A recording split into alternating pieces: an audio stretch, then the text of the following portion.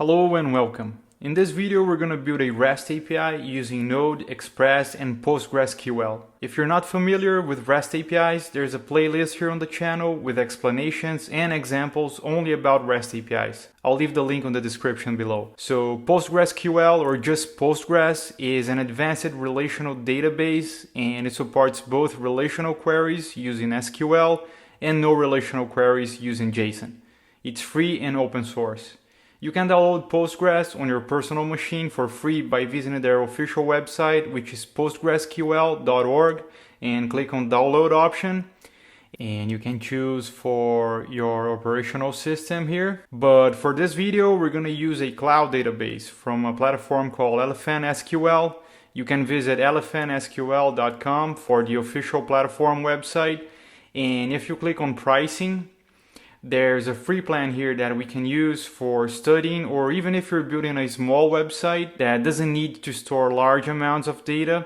We can start with the free plan and change it later to a paid plan if needed. I'll get back here later to show how to create an account and create our database. To run our queries and interact with Postgres in a more visual way, we're going to use a tool called pgadmin. You can visit pgadmin official website, which is pgadmin.org, and you can see here a little how the GUI looks like. We can use pgadmin on the browser, or we can download it on our personal machine by clicking on download option on the top, and we can choose for which operating system we need. And to connect our Node project to Postgres, we're going to use a module called node-postgres, or just PG, which is a low-level module. That means it's not an ORM like SQLize or Prisma, and not a query builder as well like Nx. So with PG we have to write our SQL commands, and there isn't any built-in functionality. You can visit node-postgres.com, and there are some examples here on how to install and use, and we'll be back on this website later. To test our API requests, we're going to use a tool called Postman, which is really easy to use and it's free as well. Their official website is postman.com, and to download you can click on product here on the top and click on download Postman. And here it will show the operational system you're using, or you can choose one of the options down here for Windows or Linux.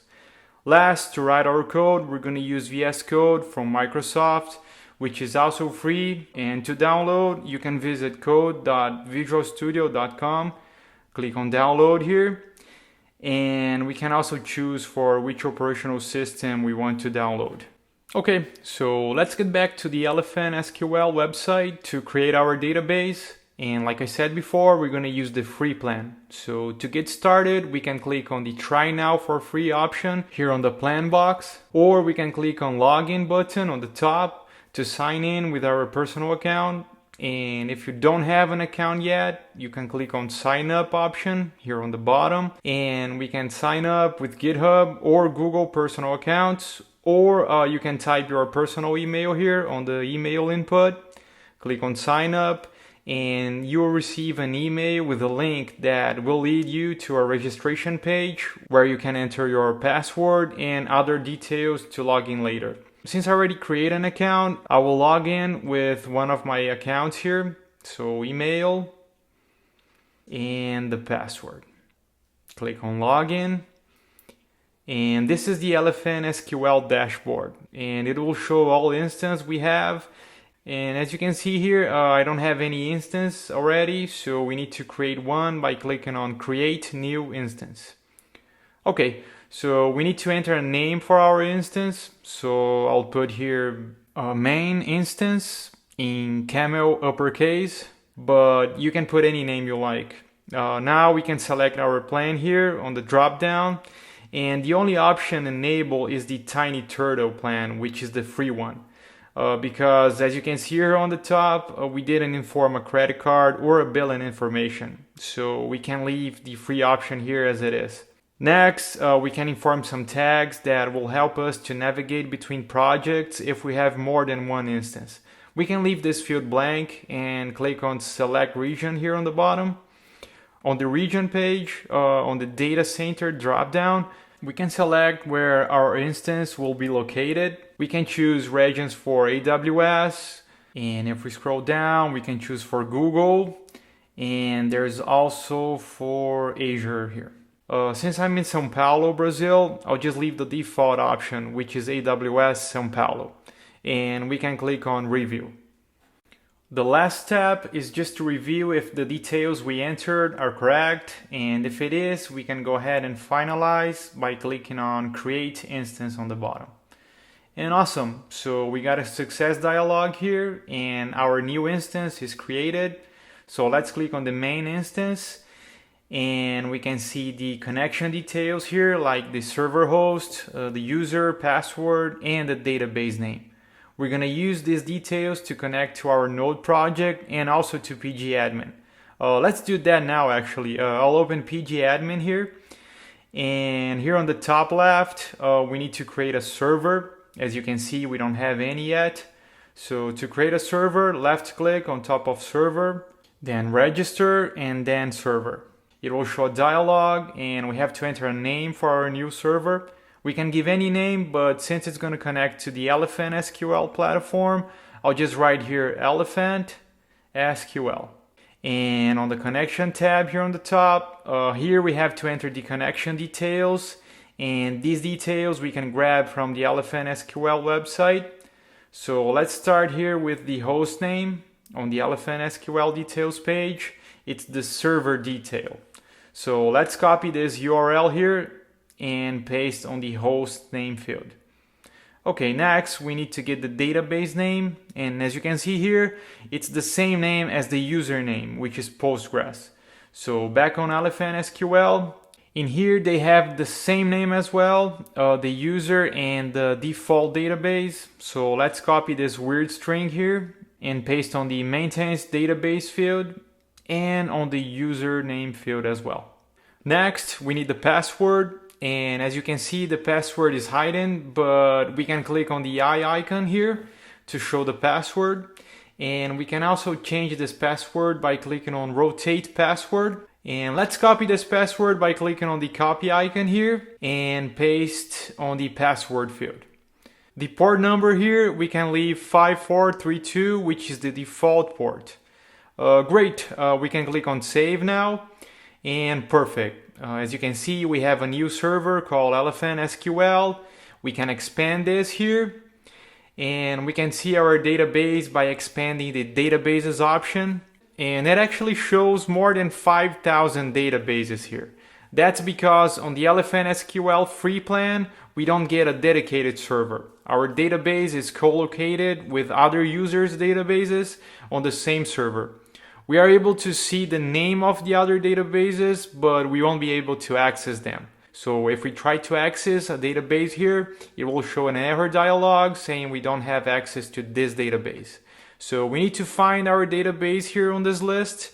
Let's just check the name of our database, which starts with BKT. On the free plan, we can't change this database and the username, only on pay plans, okay? So let's search here on the list, BKT, okay, here it is. As you can see, it has a different icon, which means we have access to it. So let's expand, and here we have access to all options to manipulate our database. But every time we open pgadmin, we have to find our database here on this long list. Fortunately, we can configure an option to only show our database. So let's go back here on the top and click with the left button on top of the ElephantSQL server and select Properties. Now select the Advanced tab, and here's a DB restriction field. But as you can see, this field is disabled. To enable this field, we need to disconnect our server. So let me close this dialog here and left click again on our server and select disconnect from server option. It will show a confirmation dialog. We can click on yes. Okay, with the server disconnected, we can open the properties again. And on the advanced tab, as you can see here, now the DB restriction field is enabled. And we can type our database name here. So let me copy the name here on the details page.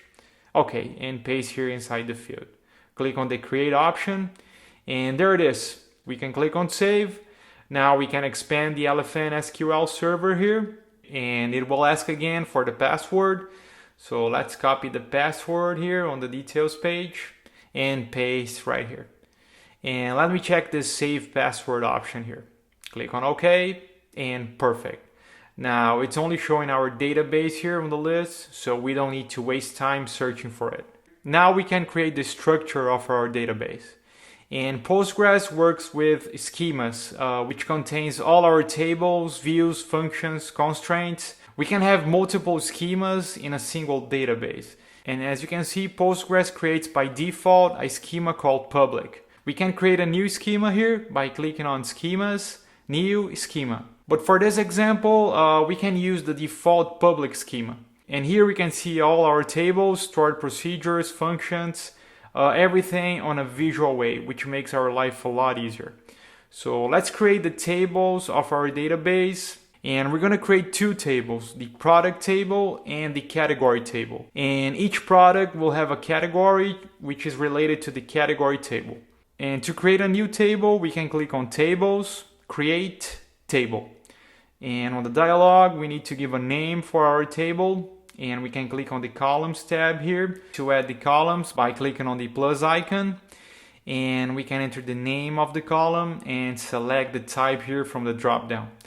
But let's create our tables manually by writing some SQL code. When we're working with the SQL database, it is important to know SQL comments. We'll use a lot in this video, not only to create the structure of our database, but also to perform queries, insert, update, and delete data. Okay, so let me close this dialog here. And to write SQL code, we can click on the Tools option here on the top and select Query Tool. This will open a new tab where we can write our SQL comments. So we'll start by creating the category table, since it's going to be used on the product table. As a personal choice, I like to write the SQL comments in uppercase, just so we have an organized and fancy code. And the comment to create a new table is create table and the name of the table, which will be category. And inside parentheses, we'll define the columns or fields that the category table will have. So it's a very good practice to add a primary key field to every table. It must be a unique field for each record and it must be required. We'll name this field as ID. And we want this field to be an auto increment field. That means it's going to be generated automatically when a new record is inserted into the table. To do so, we have to create a new sequence, and every time we insert a new record, we have to pass the sequence to the ID field. But luckily on Postgres, there's a type called serial, which will take care of everything for us. Create the sequence and assign to the ID field automatically. And this field is required, so we'll put here not null. And since it's the primary key, we'll put here primary key. Okay, perfect. We must have a name for the category. So the next field will be the name. And it's going to be a string. So for strings, we can use the varchar type, and inside parentheses, we must define the length of the string. So I'll put here 60. And this is going to be a required field as well, so not null. And we want this field to be unique. That means we don't want to have duplicate category names here. So we can put the unique constraint here, and perfect. It's also a good practice to always store the date that a record was inserted and last updated as well. So I'll type here the created underscore date, and we want to store the date and time that a record was inserted. For that, we can use the timestamp type, and it's also required, so not null. And we can define a default value if we don't pass anything on this field. The default value is null, so we can define the current date and time for this field. In this case, we can use the current underscore timestamp, which is a function and returns the current date and time. And we'll create the updated underscore date as well, which will have the same details from the created date field. So I'll just copy everything here and paste for the updated date field. So when we insert a new record, both these fields by default will be filled with the current timestamp. So I think the columns for the category table looks good. We can execute this SQL code by clicking on the execute button here on the top, and perfect. We got a success dialog here and the message create table here. Now here on the tables option, we can click on refresh, and there it is, our new table. We can see the columns here as well. And since we define the ID field as serial, we can check here on the sequences option that it created a new sequence for the ID field on the category table. And if we open the properties of this sequence on the definition tab, we can see some details here like the current value, the value that gets incremented, and it starts with 1, the minimum is 1, and the max value is this huge integer value here. And we can change this data here anytime. Okay, perfect. So we need to create our product table. So let me delete this code here and type again create table, and this will be product. Okay, inside parentheses, we'll also define an ID here as serial, not null, and primary key, just like the ID field for the category table. The product will also have a name of type varchar with the length of 120, and also not null. Okay, next we'll have a description field, and this field will also be a string, but we don't want to specify a length, a limit. We want to leave as a free text field, so we can use the text type, and this field is not required, so we don't need to define as not null. Next we'll have the price field, and for monetary types, Postgres have a money type here, but personally I prefer to use the numeric type, which is widely considered ideal for storing money type. And inside parentheses we have two qualifiers, the precision and the scale. For the precision, we'll put 10, and for the scale, we'll put 2. And this is also not null. Next, we have a currency field, which is going to be the type of the money used in a particular country. This will be a varchar of 5, also not null, and we'll add a default value here, which is US dollars. Next, we have the quantity field, like quantity in stock. This will be an integer field, not null, and the default value will be 0. That means we can insert a product, but we might not have on stock yet. And next, let's add an active field here, like if we're still selling this product, still working with this product. And the type will be Boolean and not null. And the default for this will be true. Next, we'll have the category field, and it will be a foreign key for the category table with the ID field. That means we'll store the category ID on the product table. So here I'll add category underscore ID, and since the category ID is a 0 as well, that means it's an integer type. So we can put here integer, and it's also not null. And to refer to the ID on the category table, we can put here references to the table name, which will be category, and inside parentheses will be the field that's going to be stored. In this case, it's the category ID, so ID here. This is a short way to define relationships between tables in Postgres. Finally, we'll have the created date as a timestamp, not null. And the default will be the current underscore timestamp, and the updated date as well with the same type. So I'll just copy the code from here and paste on the updated date, just like we did for the category table. So let's execute this code, and perfect, we got a create table message, and if we refresh the tables option here, we can see our new product table. And here are the columns we created as well. And if we refresh the sequences here, we can see that we have a sequence for the ID field on the product table as well, just like for the category. So our tables are created and ready to use. I'll delete this SQL code here, And let's start by inserting some categories and products to our database. Of course, our REST API will handle all the insert, update, delete, but let's insert some data here just so we can start working with the database. So before inserting a product, we must insert some categories because a product must have a category. To insert data, we can use the insert, into, and the name of the table, which is category. Now, inside parentheses, we need to define which fields we're going to insert. So let's check the fields here. The ID is already auto-generated by Postgres because we define as serial. So we don't need to pass this field. So we need the name field here. So name. And the created and updated date, we already define a default value. So we don't need to pass these fields as well. So we just need the name here. Now we need to specify the values. So values, and inside parentheses, we only have the name field. Since we define as a varchar, I'll add single quotes here, and this will be the electronics category. Okay, we can execute this code, and great. Here's the success dialog and the message saying insert one record here. And to check this, we can run a select command here.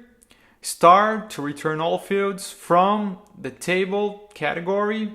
Now we can execute only the select command here by selecting all this and clicking on execute, and perfect. Here it is, our electronics category with all the fields filled. The ID auto increment, the name we specified, and created and updated dates with current date and time. Awesome. Let's create another category. So this one will be books. And when we created the electronics category, we just received a message saying a new record was inserted. But we can actually return this new record. So here after the values, we can type returning star, which means return all fields of the new record after insert. So let's select this entire command and click on execute. And perfect, now it returned the new books category with all the fields, IDS2, and created and update dates as well. So let's select the select from category command here, click on execute, and great. Here are the two categories we inserted. We can use the returning statement here when we're updating or deleting a record as well, okay? So we have two categories here, and now we can insert a product. So let me delete this comment here, and we'll type again insert into. Now it's the product table, and inside parentheses, let's check the columns here we have for the products table. So we don't need to pass the ID because it's auto increment. So I'll put the name, and then we have the description. It's not required, but I'll add here anyway. And then the price, the currency, we'll put US dollars as default, so we don't need to pass here as well. Then we have the quantity, which is 0 by default, but I'll add a different value here.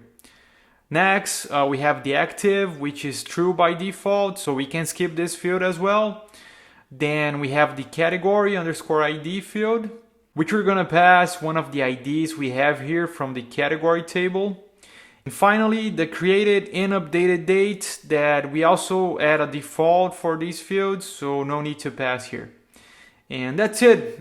We can add the values now. And for the name, I'll put laptop. For description, I'll put laptop, description. Okay.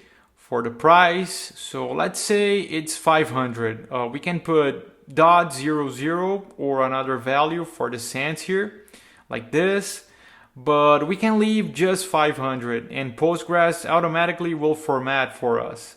Let's leave just 500 here without the cents then.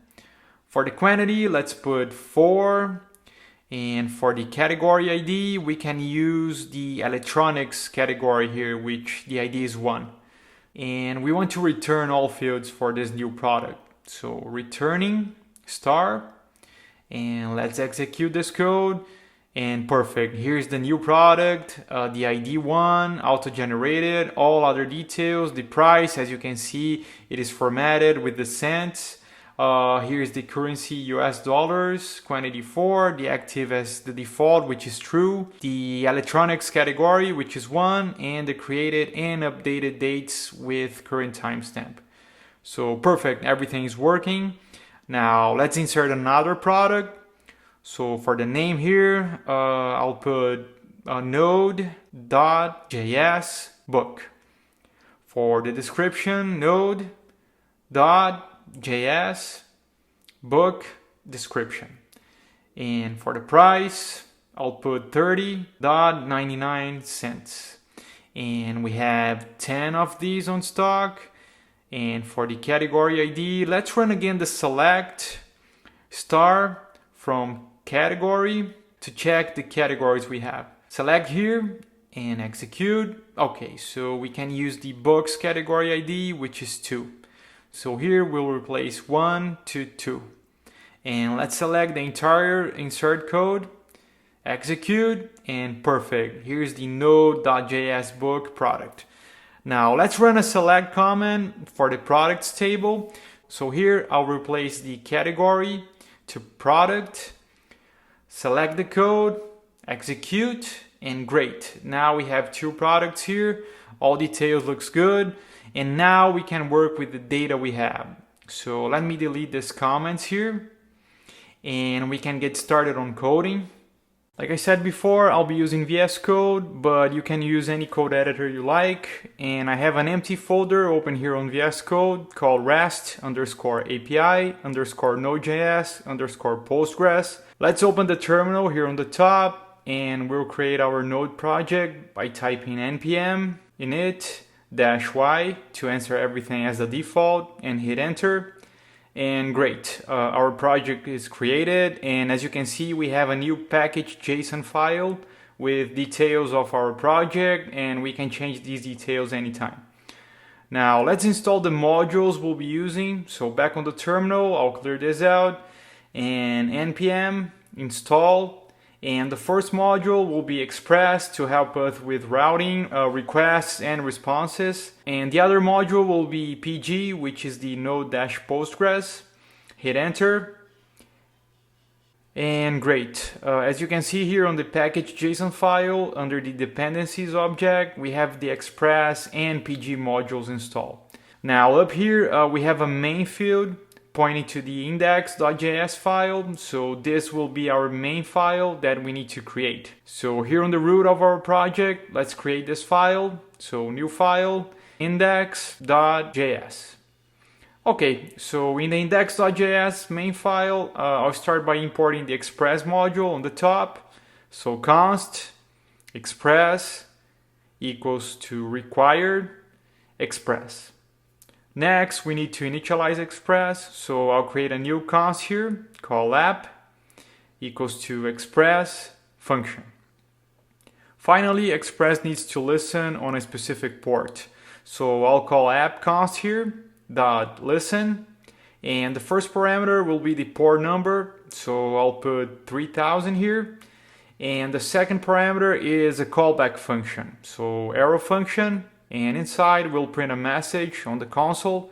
So console.log, and inside server started on port 3000. Okay, now back on the terminal, let's run this file by typing node index.js, hit enter, and great, we got the message server started on port 3000. So our server is running and ready. Now we need to define some routes here for categories and products, because if we try to call any route here, I'll open Postman to request a new route. So here on the top, I'll click on the plus icon to open a new request, and on the URL input here, I'll type localhost column 3000, which is the port we defined. And if we click on send, we got a status code here of 404 not found, and a HTML response saying cannot get / That means we don't have this route defined yet. So let's create this route on our index.js file. Right after the express initialization, I'll type app.get, and the first parameter here is the route name. So I'll put here /, which means the home route. And the next parameter is a callback function with two other parameters. The request, which is everything the client sent to the backend, and the response that the backend needs to send back to the client. So I'll add here rec and res. Arrow function here, and when the client requests for this route, let's send a response back. So I'll type res dot send, and inside let's type a message here, hello world. Okay, back on the terminal, let's stop the server by typing Ctrl+C, and we'll type again node index.js. Okay, server started, back on Postman. So the URL I'll leave as it is and click on send. And great, now we receive a 200 status code, which means okay. And also we got the hello world on the response body. So the home route is working. Back on VS Code, note that when we change some file in our project, we need to save, stop the server, and run again node index.js. And we can install a module that will take care of restarting the server for us automatically. This module is widely used for development and it's called nodemon. So let me stop the server here and clear the terminal. And I'll type npm install nodemon. And I'll add a flag here, --save--dev. This flag is to inform that nodemon is only used for development. So if you check our package.json file now, you can see that under the dev dependencies, we have nodemon installed. That means that when we push this code to production, only the dependencies express and PG will be installed, and not the dev dependencies. Dev dependencies is only used for development. Now, to run nodemon, we have a script object here on the top. And let me delete this test script here, because we're not going to use it. And I'll create a new one called start. And this will receive, instead of node index.js, we'll put nodemon index.js. And to run this script on the terminal, I'll type npm and the name of the script, which is start. Hit enter. And now nodemon will restart our server every time we save a file. Let's make sure nodemon is working. So on the index.js file, let's change the response message here from hello world to testing. Now, once we save this file, note on the terminal that nodemon will restart the server automatically. And there it is. Now, back on Postman, I'll just click on send here. And perfect, we got 200 status here and the message testing on the response body. So nodemon is working perfectly, and now we can even close the terminal here on the bottom. Okay, so our server is ready and we can start the connection with our database that we created on ElephantSQL. Here on the root, I'll create a new folder called services. So in a large project, we might have other services like email, push notifications, payment services, and we'll store everything on this folder. And in here, we'll also have the database service. So I'll create a new file inside the services folder called database.js. This file will handle the database connection and also will export functions and properties that we can use in other files. Okay, on the database file, we'll start by importing the PG module, and to run our SQL queries, we need to use a connection pool. So here on the top, I'll add const, and we need the pool class inside the PG module. So pool with capital P because it's a class equals to require PG, and on the end here, dot pool class. Okay, so this is one way to import, or we can remove this dot pool here on the end, and after the const, I'll add an object, and inside the object, if we press Ctrl space, it will show all properties or classes from the PG module. And we can select the pool class here. Okay, I'll leave like this. And next, we need to create a new instance of the pool class. So const pool with a lower p because it's an instance of the pool class equals to new pool. And inside, I'll add an object. And inside this object, we'll need to pass the connection details like host, the user, the password, the port, and the database name. So all this information, we can get it from the ElephantSQL details page, or we can replace all this with a connection string property. And this connection string we can also get on the ElephantSQL details page, and it's right here on the URL field. So let's copy this URL by clicking on the copy icon and paste inside the connection string. So in here we have the database we're using, which is Postgres, and then we have the user, column the password, till the add here, and then we have the host slash the database name with the same name as the username here. Now we can use this pull instance here to run queries, something like pull.query, and inside we can write the SQL here. So let's export this pull instance. So module.exports equals to object, and inside the pull instance. Now we can use this connection pool in other files. Okay, so on the index file, let's change our home route here to send the categories we have on the database as a response to the client. So first thing we need to do is import the database file on the top. So right below the express import, I'll put const database equals to require. Now the index file is on the root, and we need to access the services folder and grab the database file. So in here I'll put /, and now we have access to all files and folders on the same path of the index file.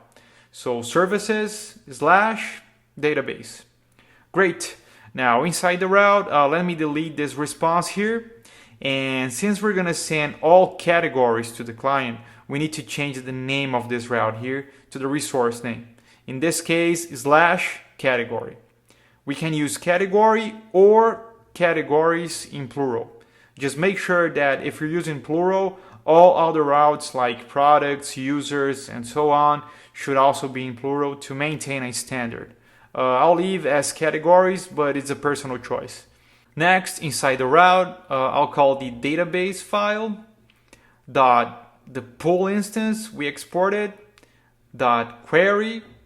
Now inside I'll type select star from category to return all categories.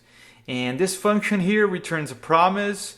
So here in the end I'll put then, and this returns a callback function. So let me put an arrow function here. And as a parameter, it returns the result of this query here. So I'll put here result. Now we have to send this result as a response to the client. So return res.status, and the status code is the default code, which is 200 OK. But I'll add explicit here because all our responses will have this status code. And then we'll send a JSON response, so .json. And inside we'll put the result parameter of the callback function. Now if something wrong happened, we need to add here a .catch, and this also receives a callback function, so arrow function. And as a parameter, we have an error object, and we need to send this error to the client. So return res.status. And in here, we'll use the 500 status code, which means internal server error, which indicates that something went wrong on the backend. And we'll send a JSON response as well, so .json. And inside, I'll add an object with an error key that receives the error parameter, .message. Perfect. So let's save and test this new route on Postman. So here on the URL, if I try to request this URL by clicking on send, we got the 404 not found with the cannot get / message. That's because we changed to / categories. Now, if we click here on send, perfect, we got the 200 status OK. And let me expand this here a little, and we got this huge response here showing the command we use on the query, which is select, the row count, informing how many rows the query returned, and here inside the rows array is actually the information we want to send to the client, containing the categories. And the rest of the response we might use along the way, but we don't want to send all this to the client. So inside the categories route, let's just send the rows from the result. So here I'll put dot, and as you can see, we have all properties here from the response. So we just need the rows property here. Back on Postman, if we click on send now, and perfect. Now we're only sending an array of categories with all fields inside the object. It's very important to send a clean response to the client. Now here on the route, instead of using the then and catch callbacks, we can make this route asynchronous and have a more organized code. So let me add some space here. And the first thing we need to do is add the async word before the callback function. And inside the route, we'll add a try block and a catch block here with an error object as a parameter. And this error here is the same error we have on the catch of the promise. So we can copy this entire response here and paste inside the catch block. Now on the try block, we'll run the query and send the result. So this result here we'll add as a constant. So const result equals, and for the query we need to wait for the result since it's a promise. And since this is a asynchronous function, we need to add the await word here, and then database dot pull dot query, and inside the select star from category. Now that we have the result here, I'll just copy the response we have here and paste inside the try block. And we can get rid of all this code down here. Great, we make this function as asynchronous, and let's make sure everything is still working. Here on Postman, I'll just click on send, and perfect, we got the status 200 okay, and the array of categories on the response body. So everything is working. Now let's create a route here to return all products we have on the database. So below the categories route, I'll call app.get. And the name of this route, it's going to be /products, in plural as well. And then we have the asynchronous callback function, so async, the request and response, arrow function, and inside the try and catch blocks here with the error object inside. And inside the catch block, we can copy the response we have from the categories route and paste on the products route here. And we can actually copy everything from the try block as well and paste inside the products route. And on the query here, we'll change the select category to product. And all the response here will be the same, returning the result rows. And let's test this on Postman. So here on the top, I'll add a new request, and the URL will be localhost column 3000, and now it's /products. Okay, we can click on send, and perfect, we got the 200 status okay, and the array containing all products from the database. So everything is working. But note here on the category ID field is just returning the ID, and the client might not know which category has this ID here. So the client have to do another request to the categories endpoint to get the details from the category related to the product. And we should send the details of the category inside the product object here on the response. So let me open pgadmin, and let's write a query here to return the product's details and the category details related to the product. So I'll put here select star from product, just like we had before, execute, and all good here. Now let's change this query a little. So first I'll add an alias here for the product table. I'll just call p, and on the select I'll add p.star. And if we execute this again, still working, perfect. Now we'll add a join clause here. We're not going to go over the SQL language here, but note that the join clause is used to combine rows from two or more tables based on a related column between them. In our case, it's the category ID column here. So after the product here, we can type left join or inner join, since the category ID field is required. The difference between them is that the left join will bring the products that has the category ID as null or not null. And the inner join will only bring the products that the category ID is not null. Okay, so we can use the inner join here since the category ID on the product table is set as not null. And then after the inner join, we'll call the category table and add an alias here as well. So C on c.id, that means category.id, which is equals to the product p.category_id. And now on the select here, we need to return the details from the category table as well. So let me just format the code here a little. Back on the select, I'll add a comma here, category c dot star to bring all details from the category related to the product as well. Let's execute this code. And great, we got all details from both products we have. And if we scroll here to the right, we can see all details from the category table related to the product. So the ID here from the category is the same from the category_ID. So we can add this query here inside the products route and build a response object to the client, informing only the details we want to send.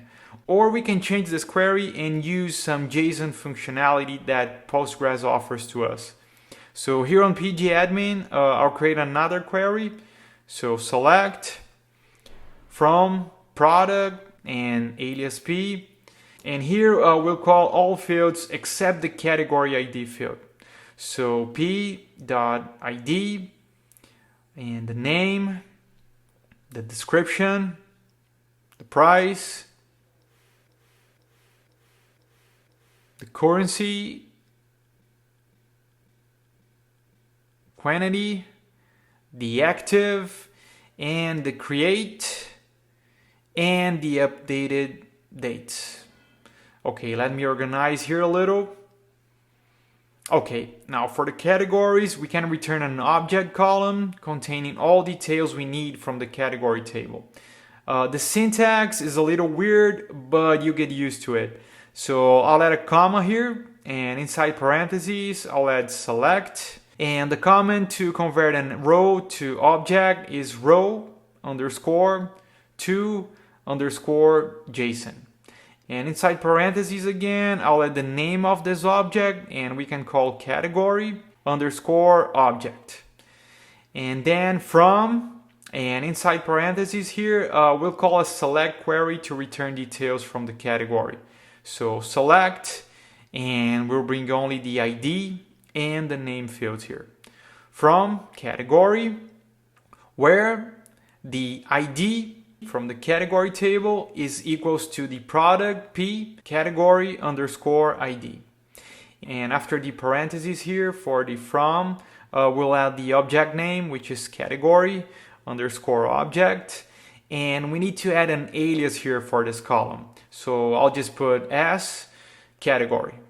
So like I said before, the syntax is a little weird, but what we're doing here is returning all fields from the product table and the category details related to the product inside a JSON object. So let's execute this query to see the result. And okay, we got all details from the product table. And note that the category column here is a JSON object with the ID and the name. And that's what is great about Postgres. We can write queries to return a JSON object or an array inside the row. And let's use this query inside the route. So I'll copy here. And in the products route, I'll replace the query here to backticks and paste the complete query inside. Let me just format this code a little. Okay, let's test this on Postman. I'll just increase here a little and click on send.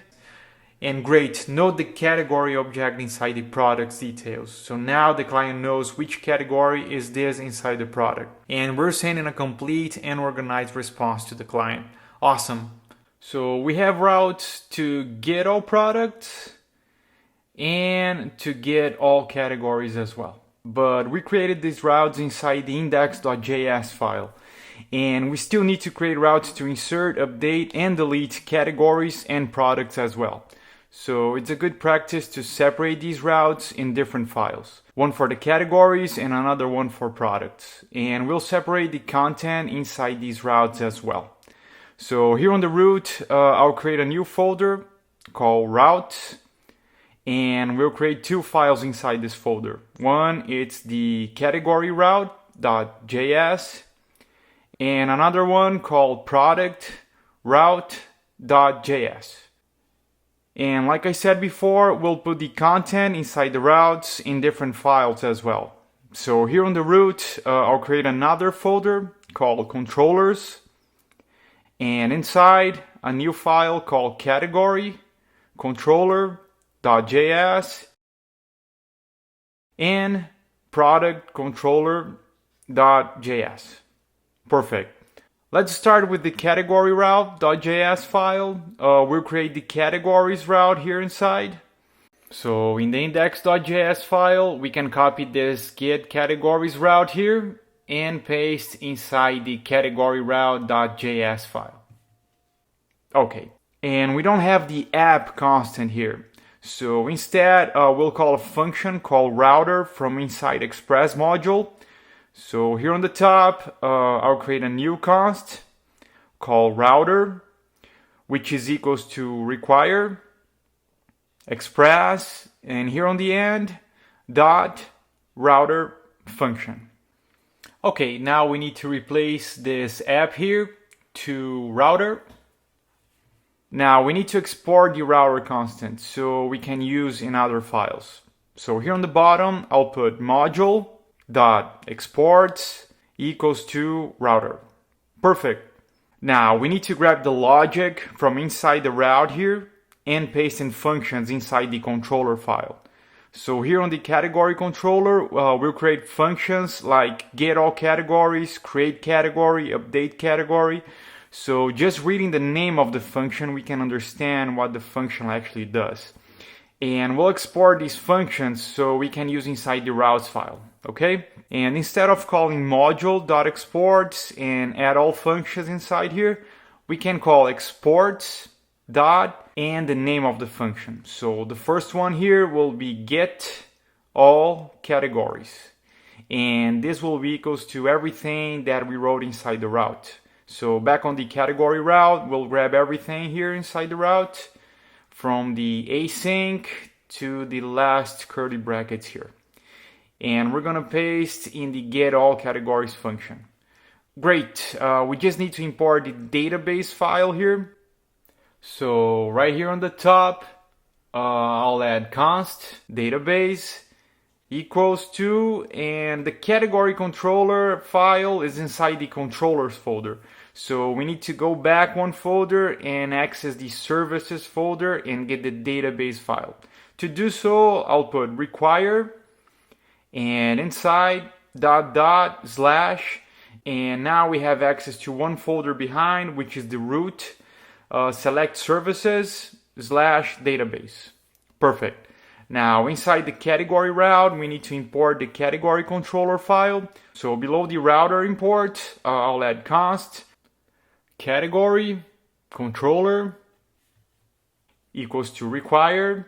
So here we need to go back to one directory and access the controllers folder to get the category controller. So inside require, I'll put // controllers / category controller. Okay, now inside the route here, after the comma, we can call the category controller dot the get all categories function. Perfect. So we separate the route from the logic inside and place the logic right here inside the controller file. So the get all categories contains the logic, and the get categories route is calling the get all categories. Perfect.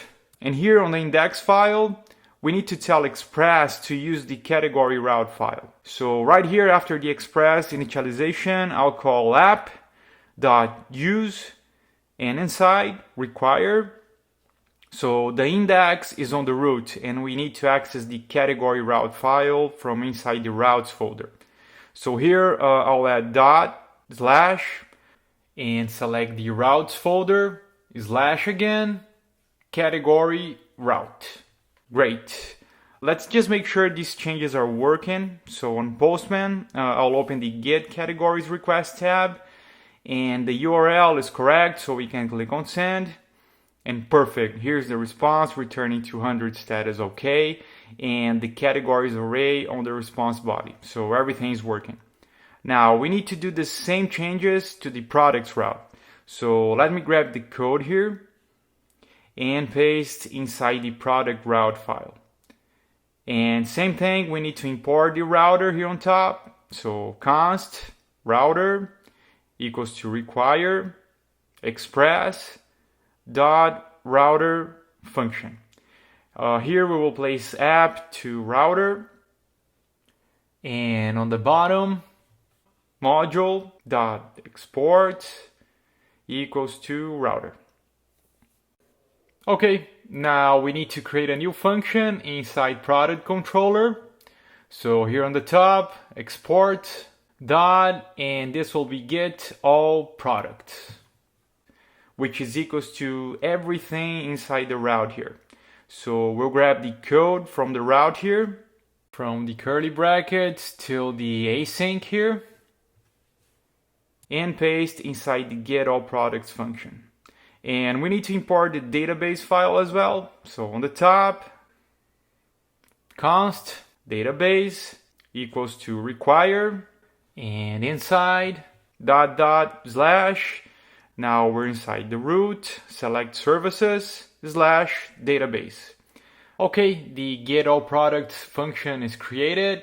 Now back on the product route file, we'll import the product controller. On the top, const product controller equals to require dot slash controllers product controller. And inside the route here, we'll call product controller dot the get all products function. And in the index file below the category route import, we'll call app dot use required, and inside dot slash routes slash product route. Great, let me just format here a little, and we can get rid of the database import here on the top. Okay, and let's test these changes on Postman. I'll open the Get Products Request tab here and click on Send. Perfect, we got the 200 OK and the products array on the response body, just like before. Great, so our code looks a lot better. The index.js file is a lot cleaner, and we're separating the route files from the logic files, which is the controllers. Perfect.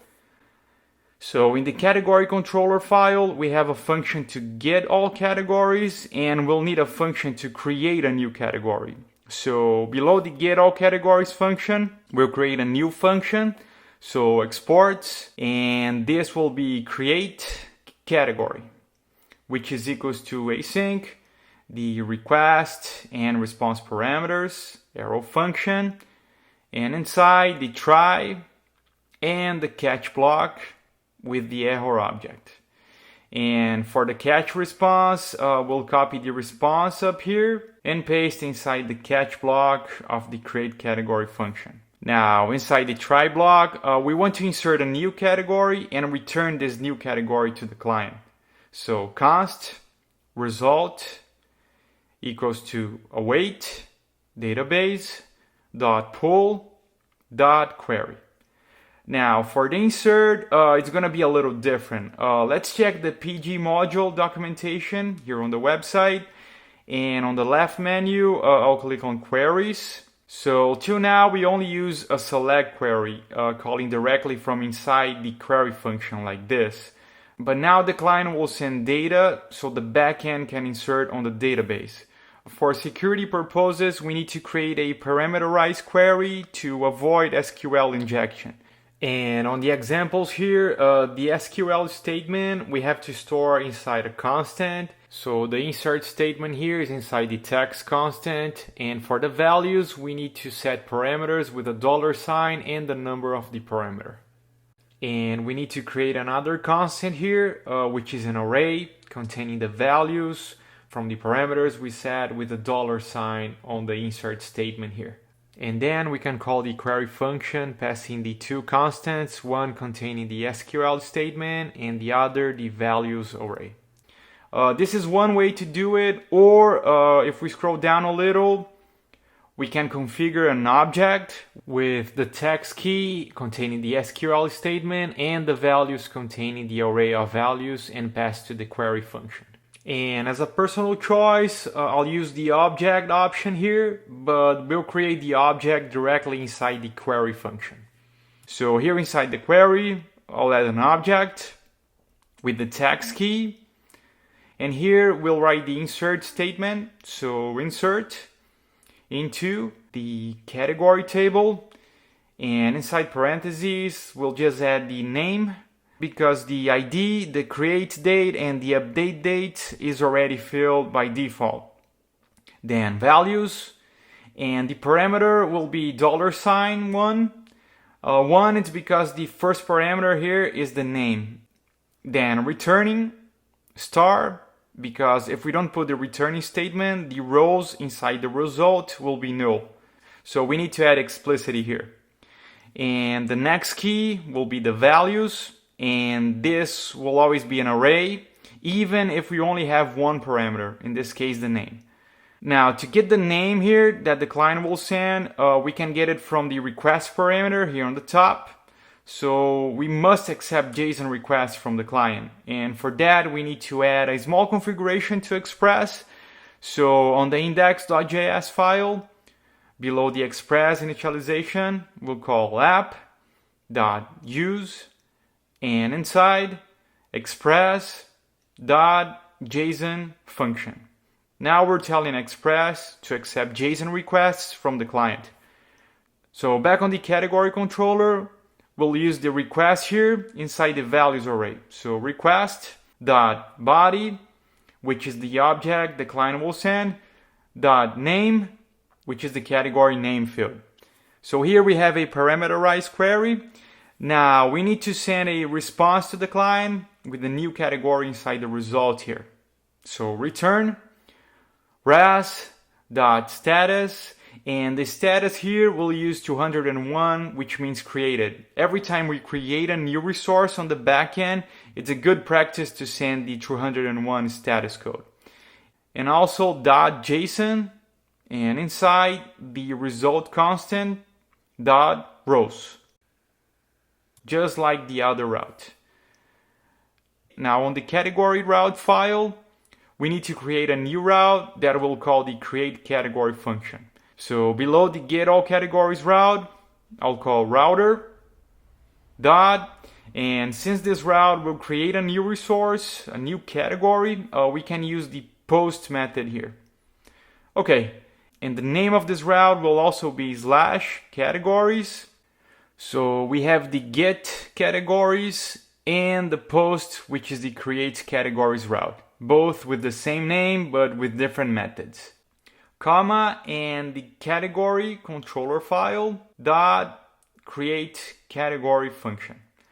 Awesome. Let's test this new route. So back on Postman, I'll open a new request here, and the URL will be the same, localhost, and I'll just select the categories route here from the history, and we'll change the method here from get to post. Now we need to send a JSON request body, and for that we can click on the body tab here, and there are a few ways to send data on the request. We'll choose the raw option here, and on the drop down here on the end we can choose which body type we're going to send. So we'll choose the default, which is JSON. Now here on the body, let me expand here. We need to create the object we want to send, and inside we'll have a key. Keys should be inside double quotes, and here we're going to send the name field, column, and since it's a string, we'll also add double quotes here, and this category will be accessories. Okay, now click on send, and perfect, we got the 201 created status code and the new accessories category we just created. But note that we just need the object inside the array, because here will always be just one object, which is the created one. So on the category controller file, inside the create category response, since the result.rows is an array, we can only get the first and only object by adding an array here and the 0 index, which means the first object on the array. So if we test this again, let's add another name here for the category. So I'll put clothing and click on send. Note here that it used to be an array, but now it will just return an object with the name we entered and the other details. So it's easy for the client to use this response instead of an array. So let's check the get all categories endpoint. I'll open the get categories request tab. So we had 2 categories before, but now let me expand here a little. We have 2 new categories that we just created. So our create category endpoint is working and inserting on the database. Now we set the name field as required by adding a not null operator. So if we try to add a category without the name here, let me remove the name and click on send.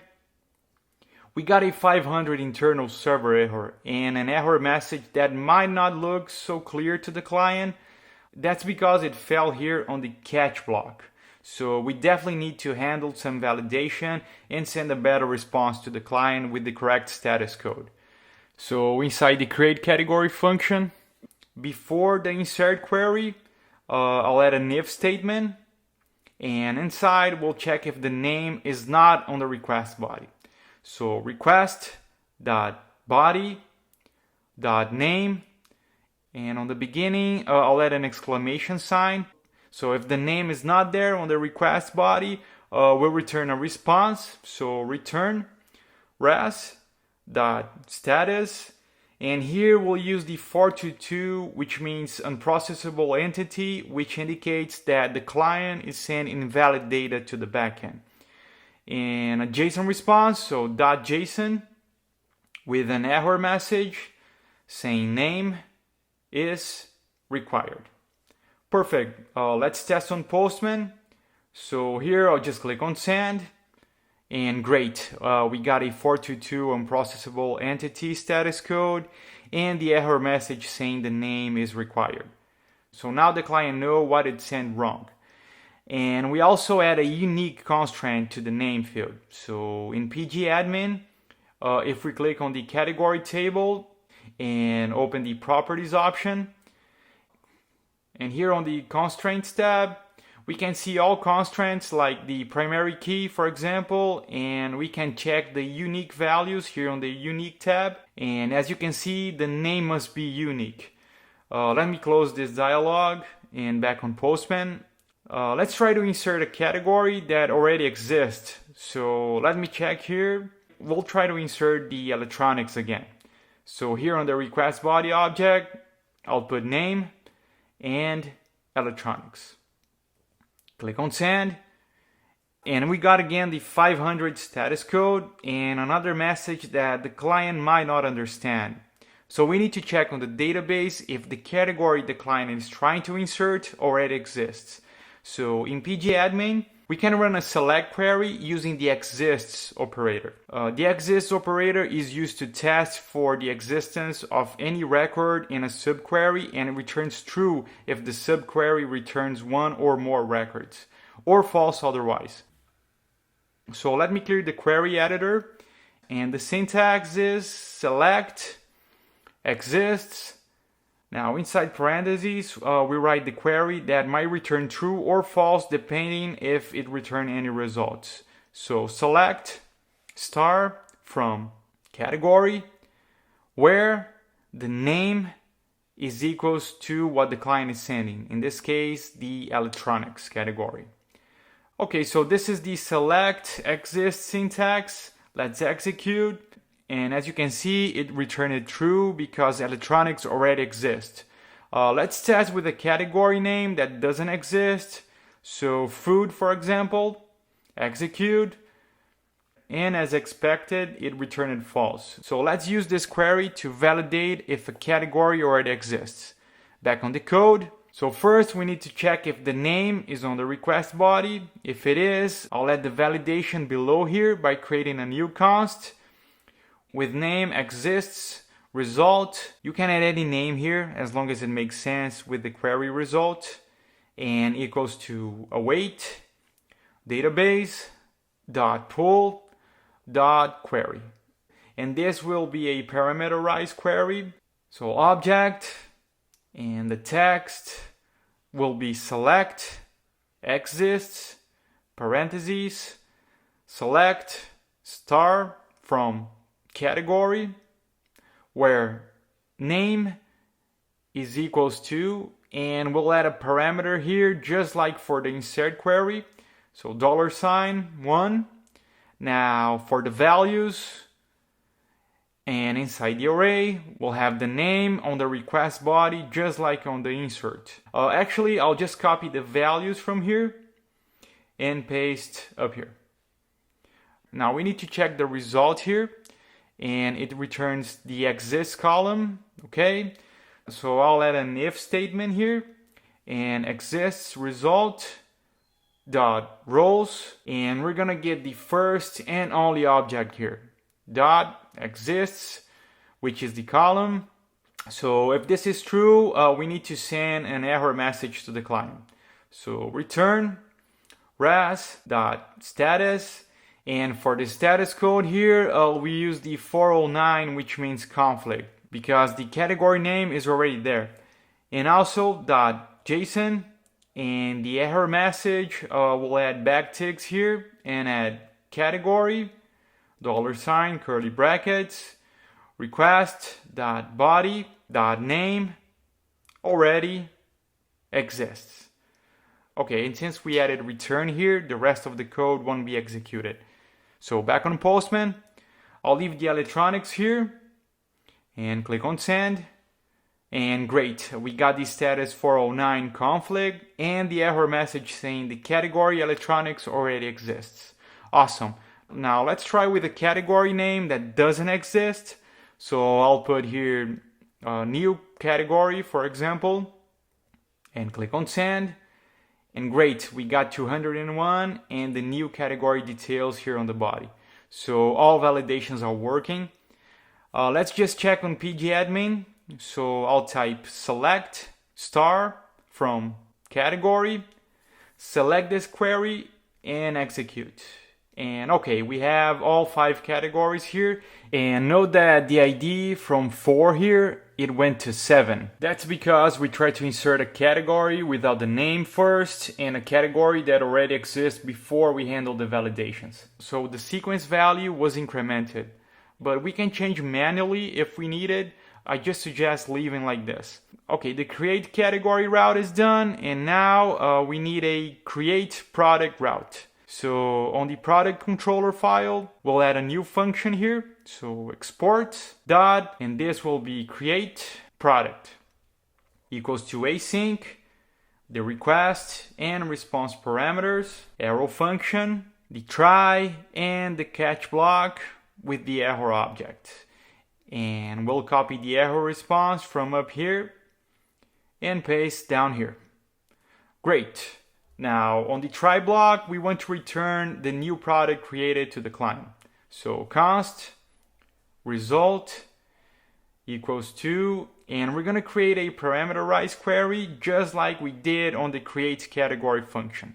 So back on the product controller, we're going to put here await database dot pull dot query.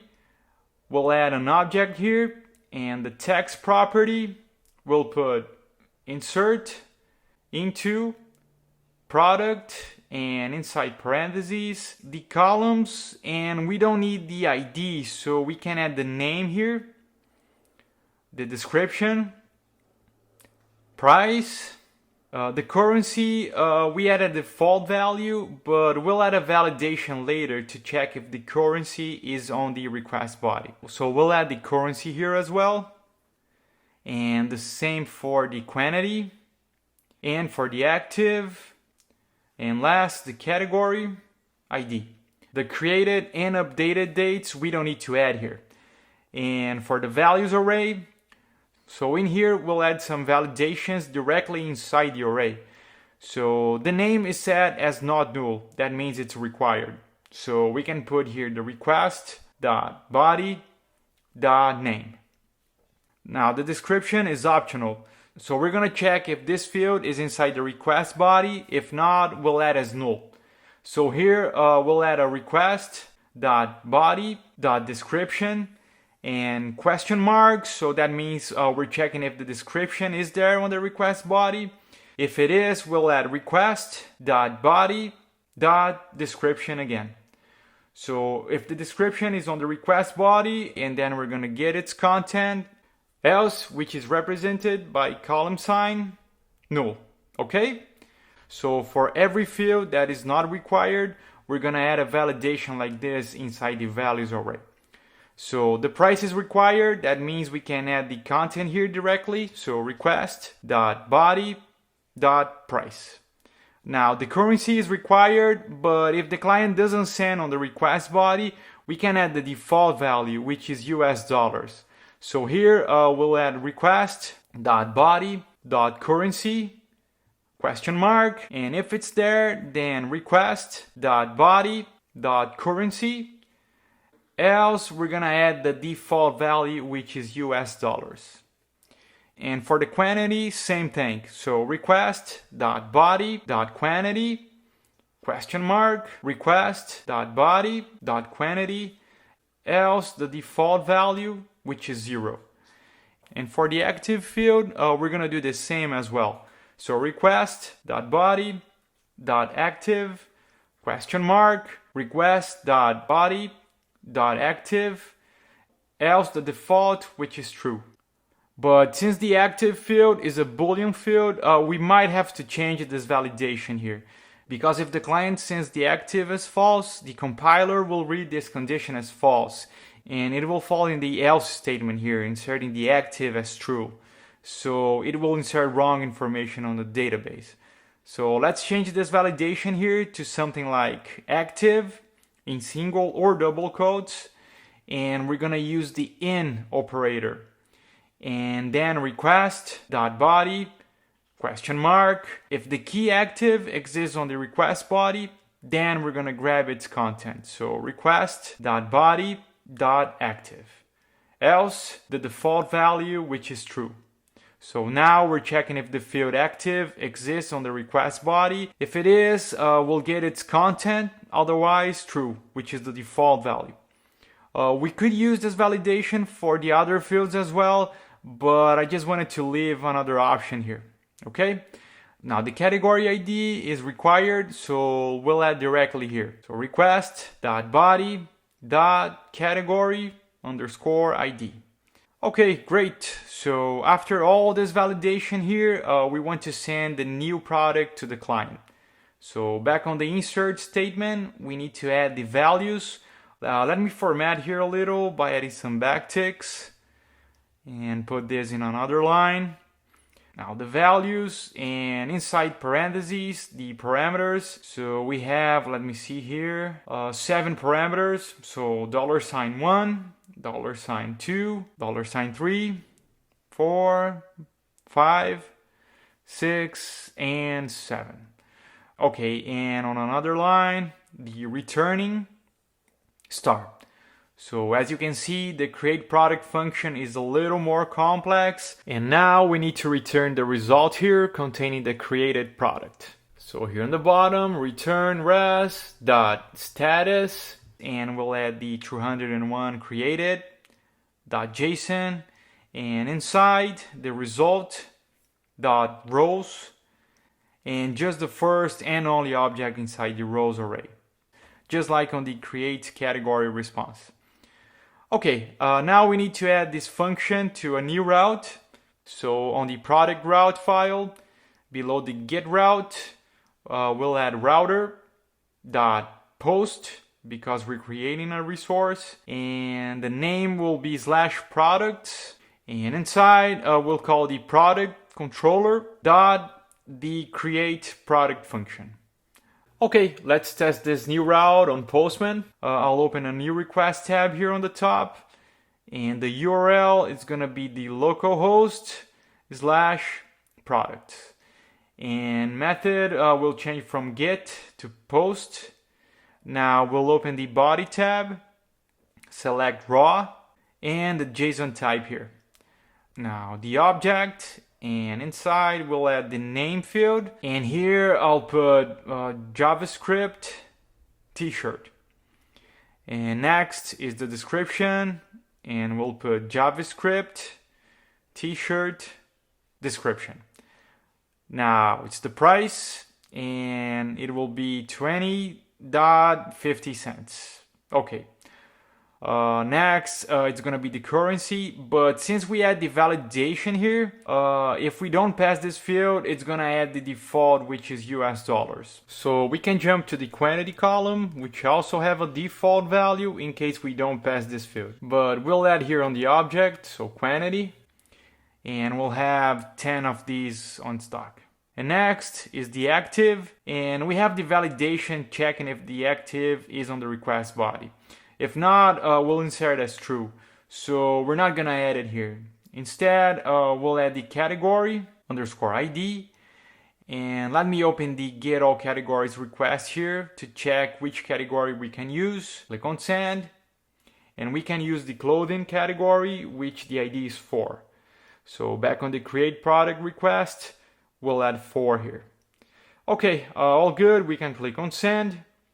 And great, we got the 201 created status code and the new product object here on the response body with the ID auto-generated and the currency here with the default value. And everything looks good. Now let's insert another product. So the name, I'll add keyboard. And the description, I'll delete it since it's optional. The price, I'll add 40. The quantity, since we add a validation to insert 0 as default, I'll also delete it from here. And instead, I'll add the active as false to test the validation as well. And for the category, let's see which category we can use. And let's use the accessories, which is 3. So here we'll replace to 3. Okay, all good. We can click on send. Perfect. We got the 201 status code and the new product object with the ID here, the description as null because we didn't pass on the body, the currency, the quantity as 0, and the active as false. And the rest looks correct as well. So the create product post route is working, but we still need to add some validation for the required fields. So for example, if I remove the name here from the request body and click on send, we're getting the 500 code and the wrong message here. And the same for the price field. So put the name back and delete the price. Click on send. We got the same error just with the price here on the message. And the same for the category ID. So delete from here and click on send and same message. So we need to send a better response to the client with the correct status code and a friendly error message. So here on the create product function, before we execute the insert query, we'll add an if statement. So if, and inside the exclamation sign, request.body.name. So if the name is not there or empty, we're gonna return response.status with the 422 unprocessable entity code and a JSON response with the error message saying name is required. And we can copy this entire if statement here and paste right after. And we'll change here to price. And in the message as well. So price is required. Next, we'll paste once more. And this time it's for the category _ID. And also let's change here on the message. So category ID is required. Okay, so let's test these validations on Postman. I'll start by removing the name here and click on send. Okay, we got the 422 status code and the name is required error message. Okay, let's put the name back and remove the price field. Okay, click on send again. And perfect, we got the price is required and the 422 status code. Okay, let's add the price back and remove the category ID field. Click on send. And great, we got the category ID is required and 422 status code as well.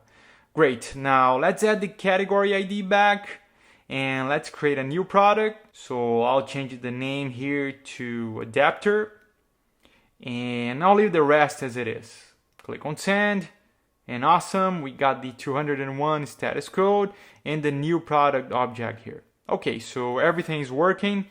But what if we send a category ID that doesn't exist? So let me check on the Git categories request tab here and click on send. And the last one is ID 7. So here on the create product request, I'll add 10. So this category ID doesn't exist. And I'll leave the rest as it is. And click on send. And we got the 500 status and not a so friendly error message here, informing a violation on a foreign key constraint. So we definitely need to send a better message here and the correct status code as well. So here on the create product function, this if statement is checking if the category ID is on the request body. If not, it shows the required message. But if it is, we can add an else statement here. And inside we can use the select exists query that we use here inside the create category function to validate if the category name already exists.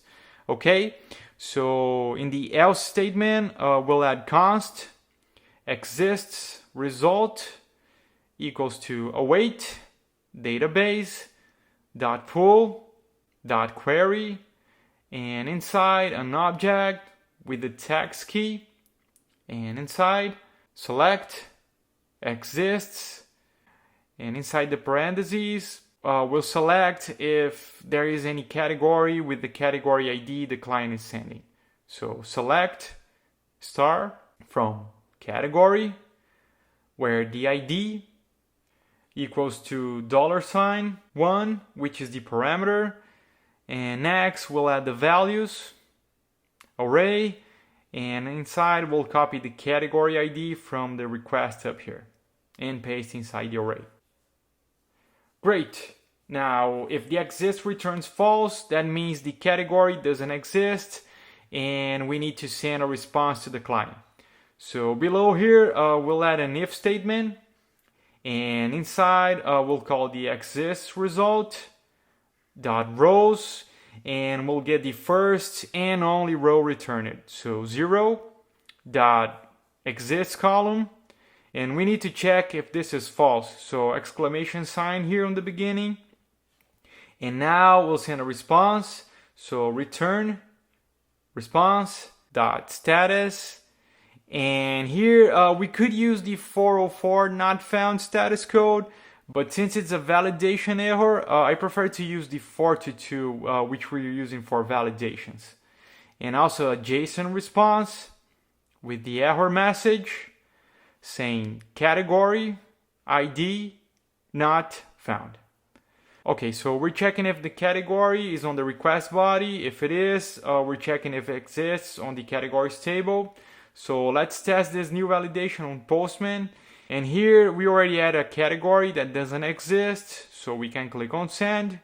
And perfect, we got the 422 unprocessable entity status code and the error message saying category ID not found. So now the client knows what is wrong with the request and corrected. Okay, let's add a new product here. So I'll change the name to computer and the price to 500.99. And the active, we can use the default value, so I'll replace with the quantity and I'll put 2 here. And the category, we can use the electronics, which the ID is 1. Okay, we can click on send. Great, 201 created status code and the computer object here on the response body. Note that the ID here is already on 10 because we tried to add some products without the validations we added, so the sequence got incremented. Okay, so we have routes to get and insert categories and also to get and insert products. Now we need to create routes to update categories and products as well.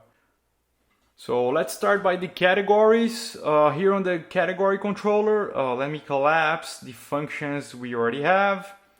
And we'll create a new one. So export. And this will be the update category. And it's equals to async, request and response, arrow function, the try, and the catch block with the error object. And let me copy an error response here and paste inside the catch here. We're very familiar with this process here. Now inside the try, we'll run the update query and return the update category to the client. So let's see how the update query works here on pgadmin. And let me clear the query editor here. And let's update one of the categories we have. So let's update the new category here. So on the editor, I'll add update and the name of the table, so category, followed by the set operator. And here we want to set the columns that we want to update. The ID column is not recommended to change because it's the primary key. So here we'll add the name equals to, and we'll just put updated category. So we're updating the name, and we also need to update the updated date column to the current timestamp. So here we'll add a comma, updated underscore date equals to the current underscore timestamp. Perfect. But if we execute this query, it will update all categories, the name and the updated date columns. So we need to add an where condition here. Let me format this query here. Okay, so after the set columns, we'll add where, and we're gonna update by the ID primary column. So ID equals to 7, and we're gonna return this updated category. So returning star. Okay, let's execute this query. And great, we got the updated category details with the new name and the updated date. As you can see, it's different from the created date, the minute here. Now, let's just make sure by running the select star from category, select this query and execute. And perfect, here's the updated category with the fields we updated. So we can use this query inside the route. Since we want to return the updated category object, we'll create a new const, result equals to await database dot pull dot query, and this will be a parameterized query. So object with the tags key, and we'll add backticks here inside update category, and I'll add another line here and set, and we can only update the name field. So name equals to $1 since it's the first parameter, and the updated underscore date equals to the current underscore timestamp, and I'll add another line here where ID and $sign again. Now it's the second parameter, and returning star. Now we'll add the values array here, and the first parameter is the name, which we'll get it from the request.body.name. And the second parameter is the ID of the category, and this parameter we'll get it from the URL. So on the category route file, let's create the update category here below the create category route. So router dot, and we're gonna use the put method here. When we want to update a resource, it's a good practice to use the put method or the patch method. And the route name will also be / categories. But now we're gonna add a parameter here on the URL, which will expect the ID of the category. To add a parameter, we'll add a / here, column, and the name of the parameter, which we can put as ID. So this ID expects the category ID, and we can get it from the request parameter. And next, we'll call the category controller dot the update category function.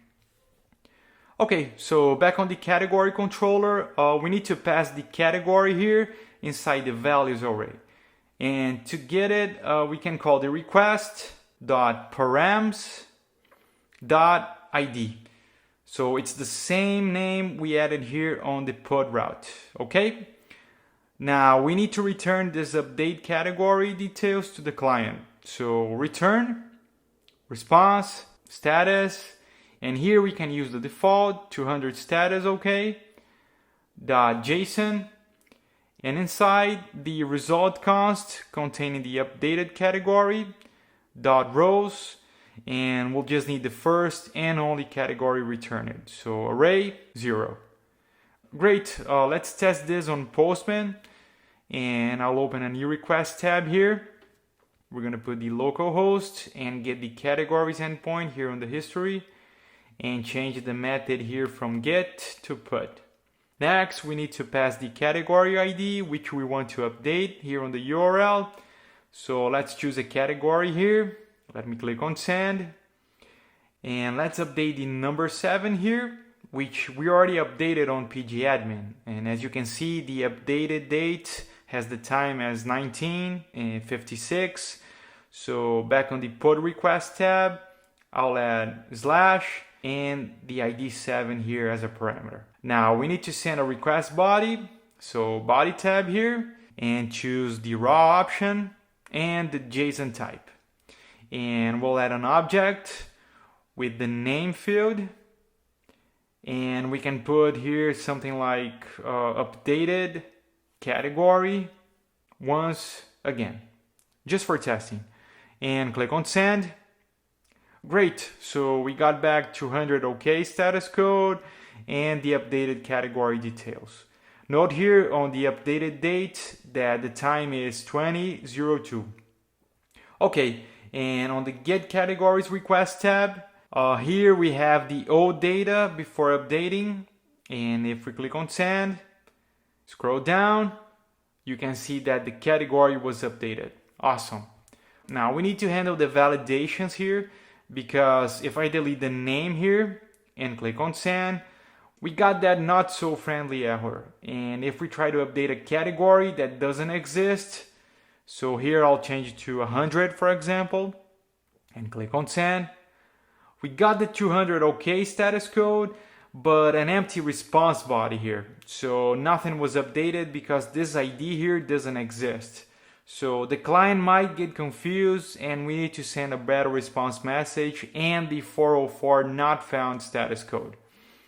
Now let me put the ID 7 here again, and if we try to change the name to a category that already exists, so electronics for example, and click on send, again we got a confused message and the wrong status code.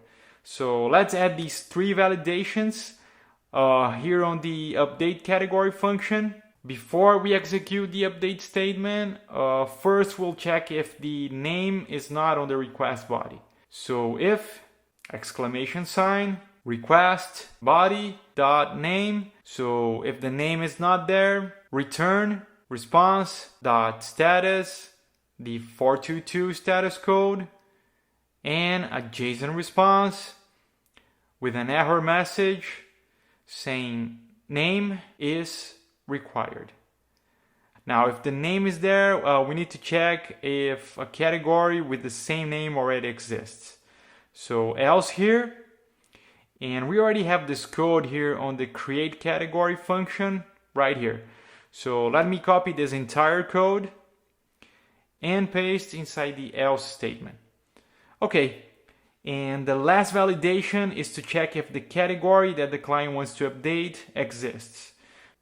So here on the result constant, we can check if the result.row count property, if it doesn't return any rows that matches the update statement, and then the row count will be 0. So we can add this validation right after we try to execute the update statement.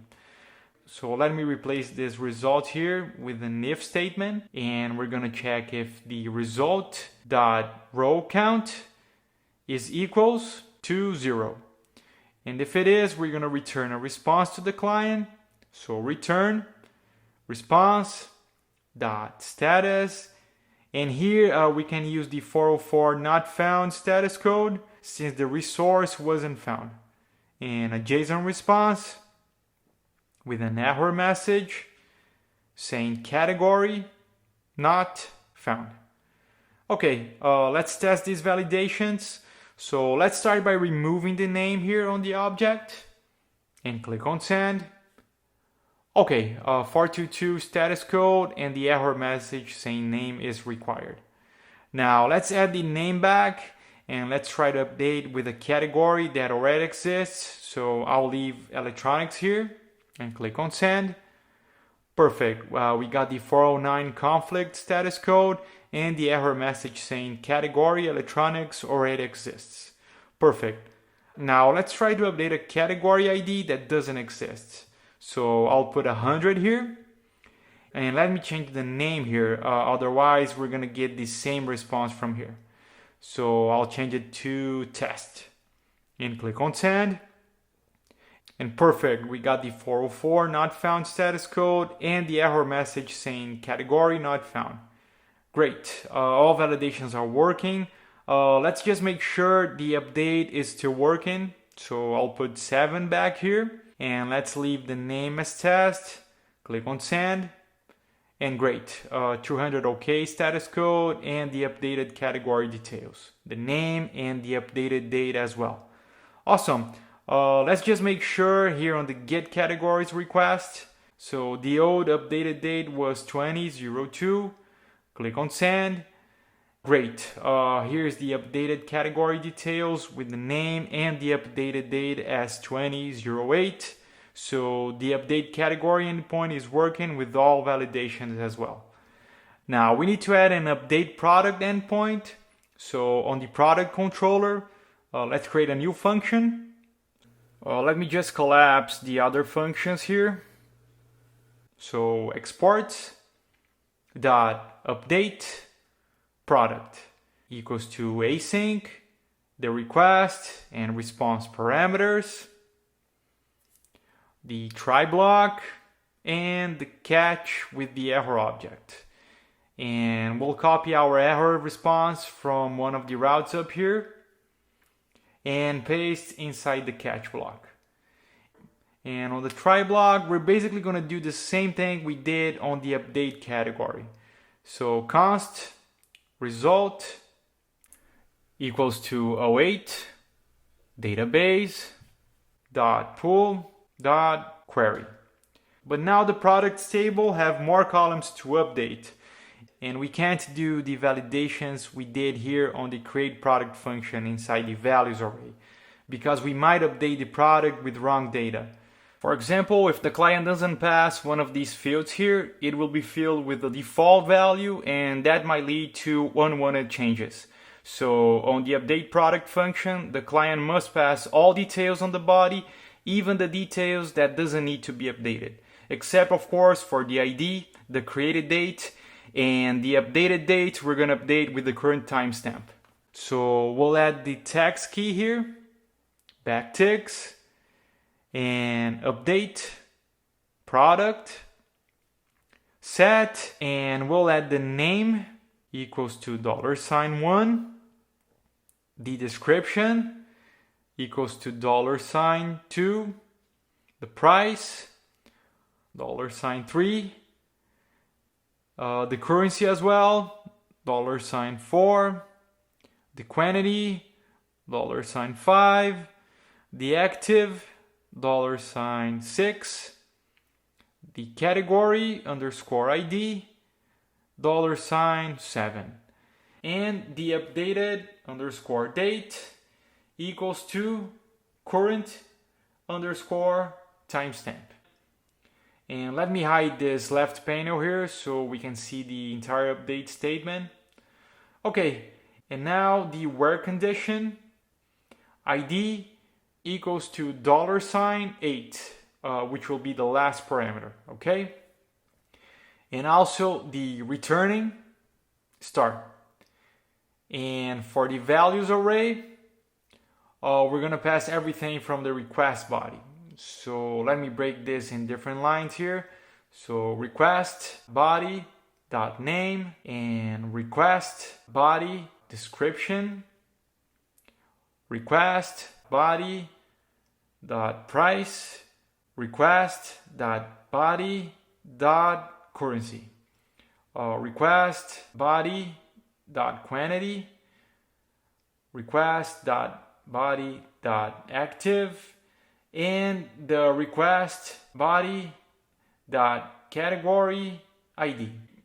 And now we need the product ID, which is the last parameter here, and we'll get it from the request parameter. So request dot params dot ID. And now we can check the result row count. So if the updated product was found, just like we did here on the update category function, returning the 404 status code. Okay, back on the product controller. So if result dot row count equals to 0, then return response dot status 404 not found, and the JSON response with the error message saying product not found. And if the product was found, then return response dot status 200 OK, and the JSON response with the result const dot rows array 0 to get the only updated product. Let me just check what's wrong here. Oh, the error key here inside the JSON response. Okay. Now we need to create the route. So on the product route file, we'll add router dot put, and the name will be slash product slash and the ID parameter here. And we'll call the product controller dot the update product function. Okay, let's test this new route on Postman. I'll open a new request tab here, and the URL will be localhost / product URL, and we'll change the method here from get to put. And for the request body, let's copy an entire object from the get all product request tab here. Let me click on send here. Okay, let's choose one of these products to update. Let's update some details here for the keyboard. So let me copy the entire object, and on the new put request tab, let's choose the body tab, row option, and the JSON type. And we'll paste the object here. Let me just format this a little. So the ID, we won't send it, so we can remove it. And actually, let's add here on the URL parameter. So with /4. And the description, we can change from new to keyboard description. And the price, we can leave as it is. The currency as well. The quantity will update from 0 to 20. And the active will update to true. And we can remove the created and updated dates as well. Now for the category, we'll change here to category underscore ID and replace the object here with category ID, which is 3. So we're only updating the description, the quantity, and the active fields. And we can click on send. And we got an error here, something wrong near the where condition. Let's check here inside the product controller. So here on the update statement, oh, there's a comma here before the where condition. Save the file and back on Postman. Now we can click on send again, and perfect. We got the 200 OK status and the product update details like the description, the quantity as 20, and the active as true. Awesome. Let's check on the GitHub products request tab. So the keyboard product, as you can see with the old details here, the updated date with the time as 1943. And if we click on send, scroll down, and it seems that it's being ordered by the updated row, and here it is. As you can see, the product was updated and the updated date here with the time as 2022. So perfect, the update product endpoint is working. But as usual, we need to add the validations now. Back on the products, put request tab. So for example, if we send the name field as an empty string like this and click on send, we got the 200 OK status and the product was updated with the name as empty. But we defined the name field as not null, and null is different from an empty string. So we need to handle this validation on the update product function. And also we need to handle validations for other fields that we define as not null. Like the price, for example. If we remove it here from the body and click on send, we get that standard error message that we also need to change. So back on the update product function, before we execute the update query here, since the client needs to send all these fields in the request body, we can write only one validation for all fields, checking if all these fields are on the request body. So I'll put an if statement here, and inside we're going to do the same validation we use in other functions. So exclamation sign, request, body, dot name, and now we're going to add an or condition here, like this.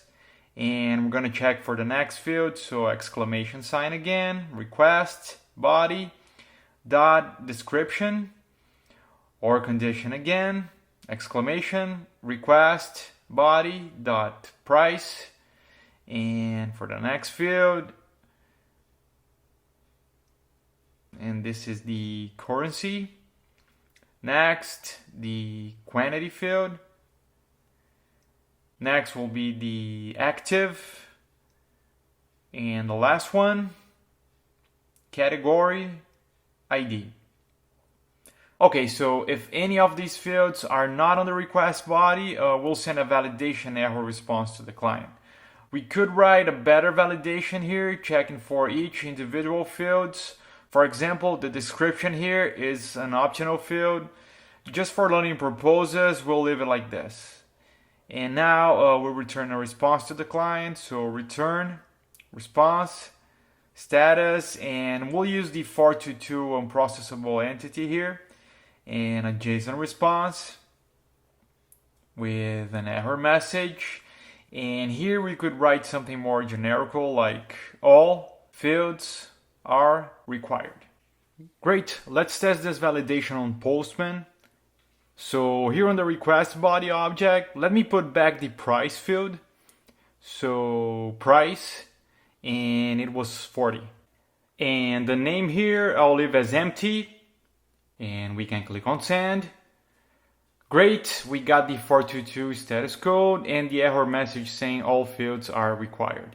Even if we remove the name field here from the object and click on send, we still got the same error. Now let me put the name back, and if we remove any field here from the object, we're still gonna get the all fields are required error message. So for example, let's remove the description here and click on send. There it is. Now let's put the description back and remove the price here. Click on send.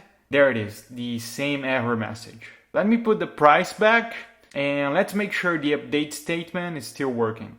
So I'll change the name here to keyboard, and I'll just put inside parentheses here the brand word, for example, and click on send. Great, we got the correct status code and the updated product object here on the response. Awesome. Now let's try to update a product with an ID that doesn't exist. So I'll put 100 here and click on send. Perfect, we got the 404 not found status and the error message saying product not found. Great, so all validations are working, but we still need to add one more validation, which is if the client tries to update the category ID field with a category ID that doesn't exist. And we already have this validation up here on the create product function right here. So let's copy this entire code here and paste after the fields validation here. Great, so everything looks correct here, and we can test the category validation on Postman. So here on the category ID field, I'll add a category ID that doesn't exist, so 100 here. And we need to put on the parameter a product ID that exists. So I'll put 4 back here, and we can click on send. And great, we got the 422 code and the error message saying category ID not found. Great, so the validation is working. Let's just make sure by adding a category ID that exists. So I'll put 1 here, which is the electronics, and click on send. And great, here it is the updated category ID field on the response body. So the update product endpoint is working perfectly. Great, so we have routes to create, read, and update products and categories as well. And to complete our CRUD application, we need routes to delete categories and products. So let's start with the categories. I'll open the category controller here. Let me collapse the functions we already have. And let's create a new function. So export, and this will be the delete category equals to async, the request and response parameters, the arrow function, the try block, and the catch block with the error object. And as usual, let me copy an error response from one of the functions here and paste inside the catch block. Okay, now inside the try block, we don't need to send the deleted category back to the client. But just like for the other routes, we need to check if the category the client is trying to delete exists on the database by checking the row count property. So I'll create a constant here with the result equals to await database dot pull dot query, and this will be a parameterized query, so object with the text key. And the delete statement is really simple. We don't even need to see it on pgadmin. It's delete from and the table name, so category. Now, if we execute this SQL command here, all categories will be deleted from the database. So just like the update statement, we need a condition. So where ID equals to a parameter, so $1, and that's it for the delete statement. Now we need the values key, array, and inside we need to pass the category ID parameter here, just like we did on the update category function. We need to grab the ID from the request parameters. So let me collapse here, and inside the values array, request params dot ID. Okay. Now, if the delete statement doesn't return any rows, that means the row count is 0 and the category doesn't exist. So let's add the validation here. If result row count equals to 0, the same validation we added in previous functions, then return response status 404 not found, and the JSON response with an error message saying category not found. And if the category was founded and deleted, then return response status, and here we can use the 204 code, which means no content. The 204 is used when the server successfully processes the request, but there's no content to return to the client. This is typically used in delete requests. And since we're not going to send a JSON response, we can put here dot send. Perfect. Now we need to create the delete route. So let's open the category route file and let's create below the put route. So router dot, and we're gonna use the delete method here. And the name of the route is also going to be slash categories. And the ID parameter, just like on the put route. And then we're gonna call the category controller, dot, and the delete category function. Great, let's test this new route on Postman. So I'll open a new request here. And the URL is going to be the localhost. And let's get the categories here from the history and change the method from get to delete. Okay, now let's choose a category here so we can test the delete request. Let me click on send. And let's choose the test here with ID 7, okay? So back on the delete category request tab, we're gonna put here /7 and click on send. Great, we got the 204 no content status code, which says that the server successfully proceeded the request, but it's not returning any content. And as you can see here, there's nothing on the request body. Let's check on the categories request. So the category test is here. Now, if we click on send, scroll down, and the test category was deleted from the database. Awesome. Now, what if we try to delete a category that is being used on a product table? So let me open the Get Products tab here, click on send, and if we delete the electronics category here that is being used on a product, so let's try to delete the electronics category, back on the delete request tab. So replace the 7 here to 1 and click on send. We got the 500 status code and an error message saying that there is a validation on a foreign key constraint. So we need to handle some validation here and send a better response to the client. So back on the delete category function. So before we execute the delete statement, what we can do is run a select to count how many products are using the category ID that the client is trying to delete. So let's open pgadmin and let's run a query using the count function. So the count function returns the number of records returned by a select query. The syntax is simple. We have to run a select count and we can pass the star as a parameter from the table name. And we can add an where condition as well. And instead of passing a star as a parameter, we can pass a specific column name from the table. And in this case, the new values will not be counted. So let's see how the count function works. Let me clear the query editor here. And we're gonna run select and then the count function. And inside, we're gonna put star from the product table and where the category underscore ID field is equals to 1, for example, which is the electronics category. Now let's execute this. And as you can see, it returned the number of products that are used in the electronics category. In this case, 3.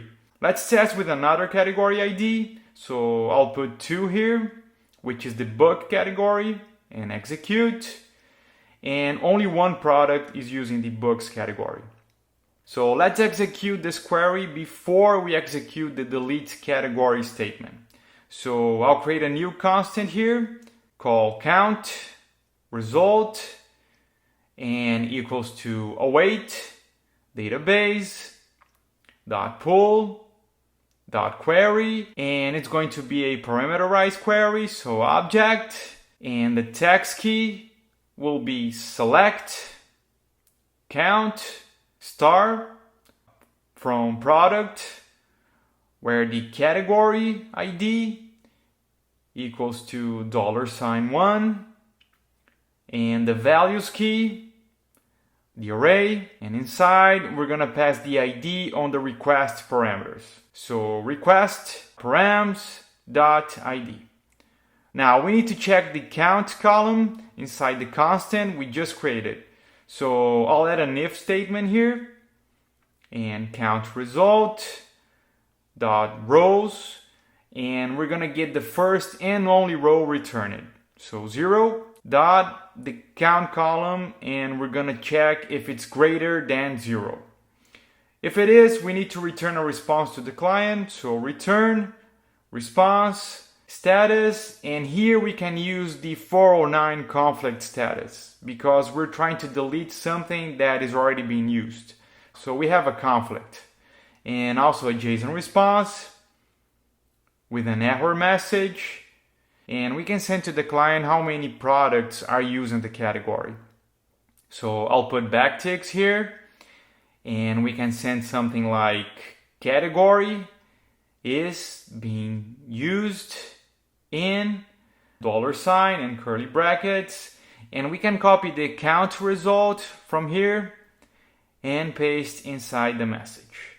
And then we're gonna put products like this. So the message will be something like category is being used in 3 products, for example. Okay, let's test this validation.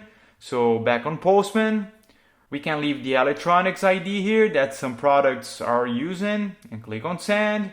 And great, we got the 409 conflict status code and the error message saying category is being used in 3 products. Let's try with a different category ID. So I'll put 2 here and click on send.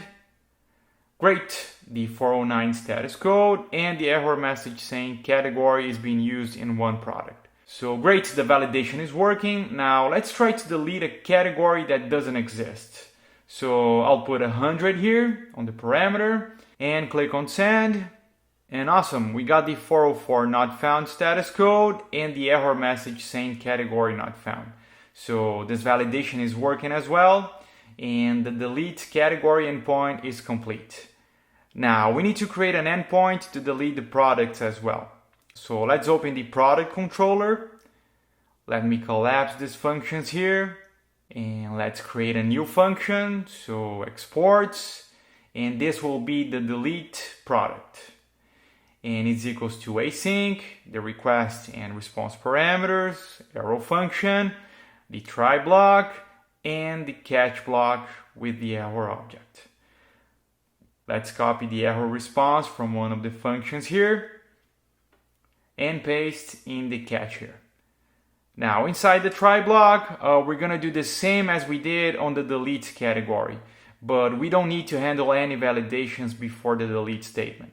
So I'll create the result constant equals to await database dot pool dot query, and the object inside the text key, and inside delete from product, where ID equals to $1 and the values array, and inside the request params dot ID.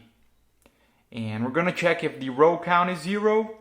So if result dot row count equals to 0, and then return response status, the 404 status code, and the JSON response with the error message saying product not found. We are already very familiar with this validation, and then if the product was deleted, return response status, and we're also going to use the 204 no content status code dot send. Great, now we need to create the route. So let's open the product route file, and we'll create a new route. So router dot delete, and the name will also be /product and the parameter ID. We're going to call the product controller dot the delete product function. Okay, let's test this new route. I'll open a new request here, and the URL will be localhost, and select the product URL here from the history. And we're gonna change the method from get to delete. And let's choose a product here to delete. Let me click on send.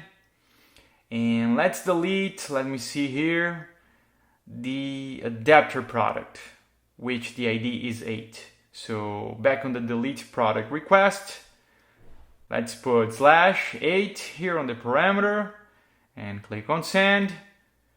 Perfect, we got the 204 no content status code and the response body is empty. So the product was deleted. Let's just make sure by making a request to the getOProduct endpoint. So the adapter product is here, but if we click on send, scroll down, and as you can see, the adapter was deleted. Perfect, so everything is working. Now let's try to delete a product ID that doesn't exist. So I'll put 100 here on the parameter and click on send. And great, we got the 404 not found status code and the error message saying product not found. So the delete product endpoint is also complete. Great, so all CRUD routes are completed for the categories and the products as well. But the client might need an endpoint to get details for a specific product. So let's say here on the getOProduct request, the client might need details just for the laptop product here. So we need to create an endpoint to return only an object containing details of a specific product. We could create this endpoint for the categories as well to return details of a specific category. But since the categories has so little details, we're just going to create it for the products. So back on the product controller file, let me collapse the delete function here. And we're going to create a new function. So export, and this will be get product. And the client is going to pass the product ID on the request parameter. So we can put here get product by ID. And it's equals to async, the request and response parameters, arrow function, the try, and the catch blocks here with the error object. And let's copy an error response from one of the functions here and paste inside the catch block here. Now in the try block, this will be very simple. So const result equals to await database dot pool dot query, and here we can actually copy the same select statement from the get products function up here, where we are returning all product details and the category details as well. So let's copy this entire query here, and here we'll add an object with the text key backticks, and we're gonna paste the query here inside. Okay, let me just format here a little. But since we're gonna return details from only one product, so we need to put a where condition here. So product p dot id equals to a parameter, so $1, and now we need to pass the values array, and inside, just like on the delete product function, we need to pass the ID on the request parameter.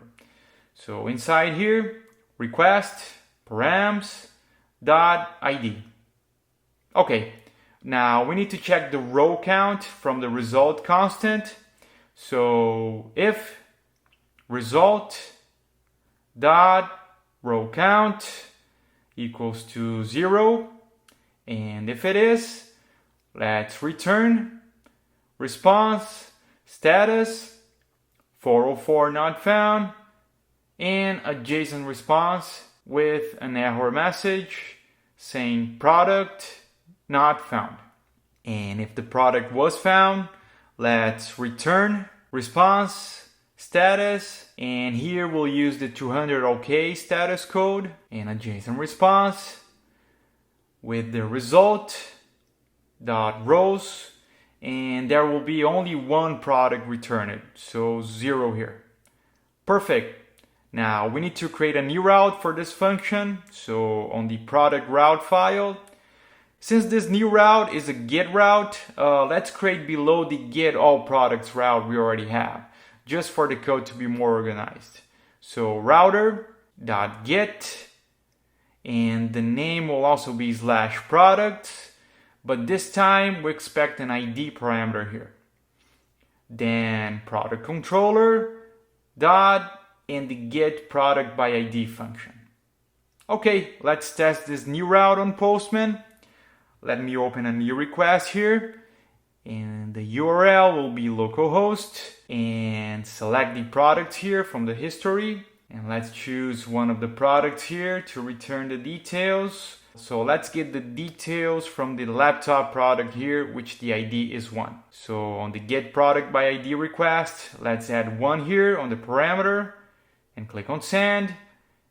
And great, let me expand here, and we got the 200 OK status code and the product object on the response body.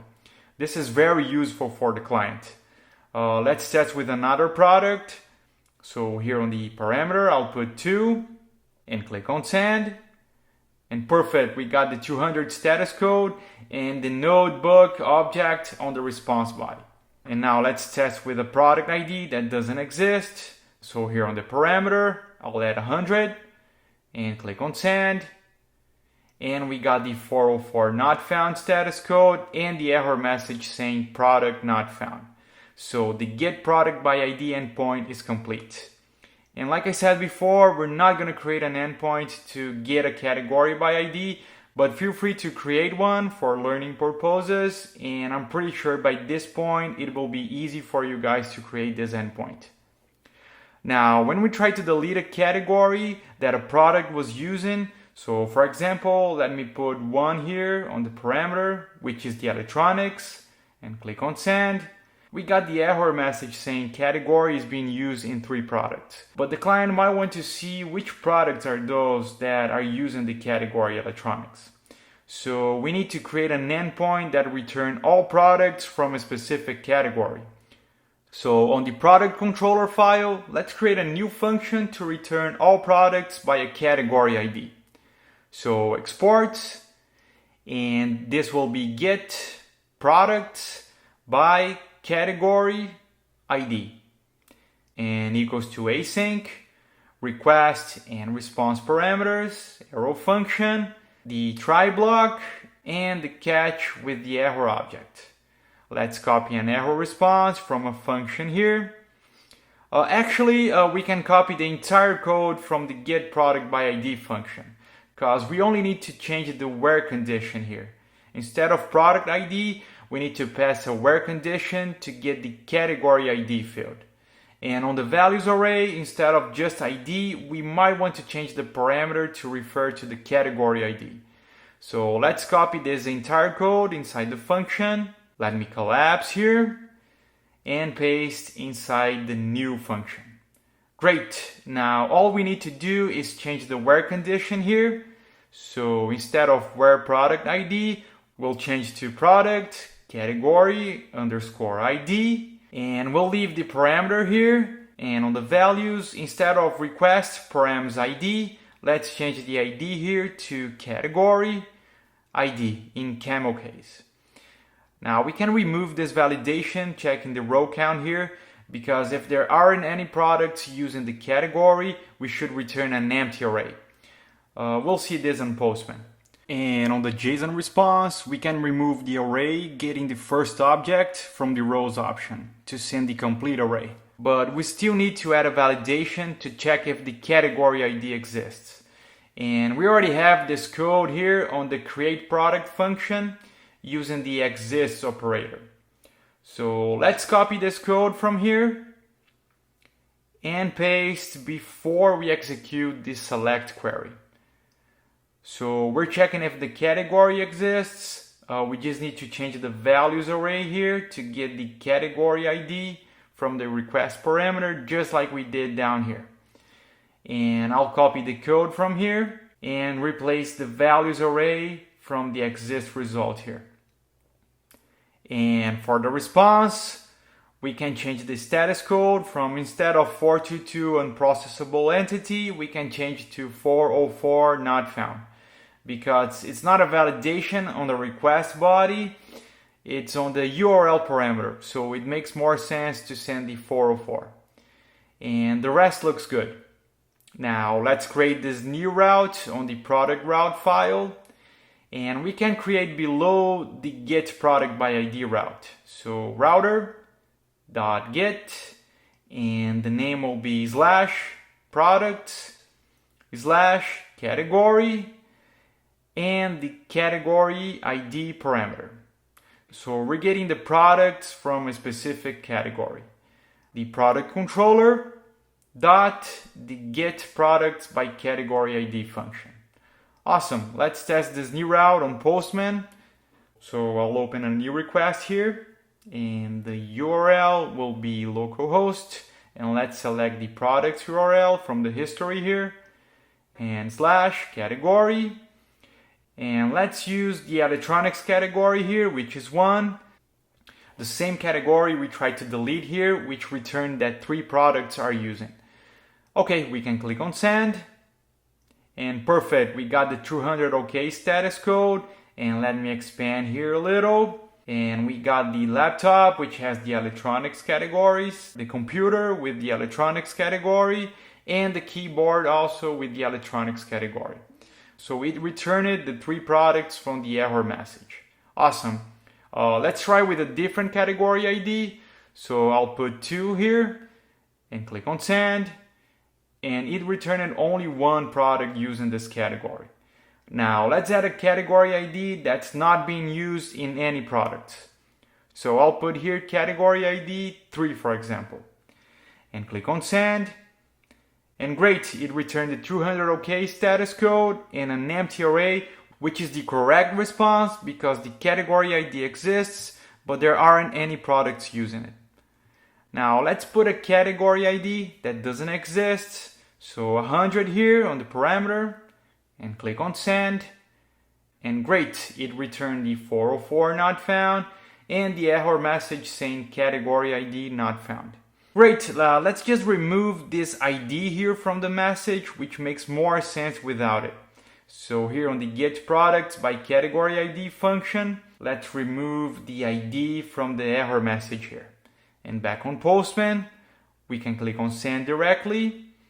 And the error message now is category not found, which I think it makes more sense. But this is just a personal choice. Great, so our REST API is complete.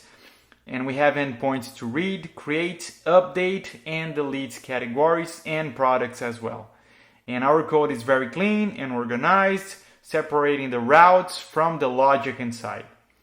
Just one last thing we might want to change is that here on the routes file, all routes start with a slash product. And the same here for the categories. So it's better to create this route path on the index.js file where we are importing the routes. So here before the require, we can add an extra parameter, which is the path. So we can put here the slash categories and then the required category route file. And we can do the same for the products. So slash products. And now here on the category route file, we can remove all the slash categories on the beginning of the route name. Okay, now the same for the products. So let's open the product route file and remove all slash products from the beginning of the route name as well. Great, now let's just make sure everything is working. So back on Postman, I'll just call the get all categories route and click on send, and great. Now the get all products request, click on send, and perfect, so everything is still working. So let's say on the future, we might want to change to slash something else here. So we only need to change in one place. Perfect, so we completed our REST API. We learned how to create CRUD applications for categories and products using the REST principles. We learned how to create a database on the cloud using ElephantSQL. We learned about SQL commands and how to connect a Postgres database to a Node.js project using the node-postgres module. If you'd like to learn more about SQL, please leave a comment below saying you want a complete SQL video. Hope this video was useful, and if you like it, please subscribe to the channel and click on the thumbs up button. Thank you so much for watching, and I'll see you on the next video.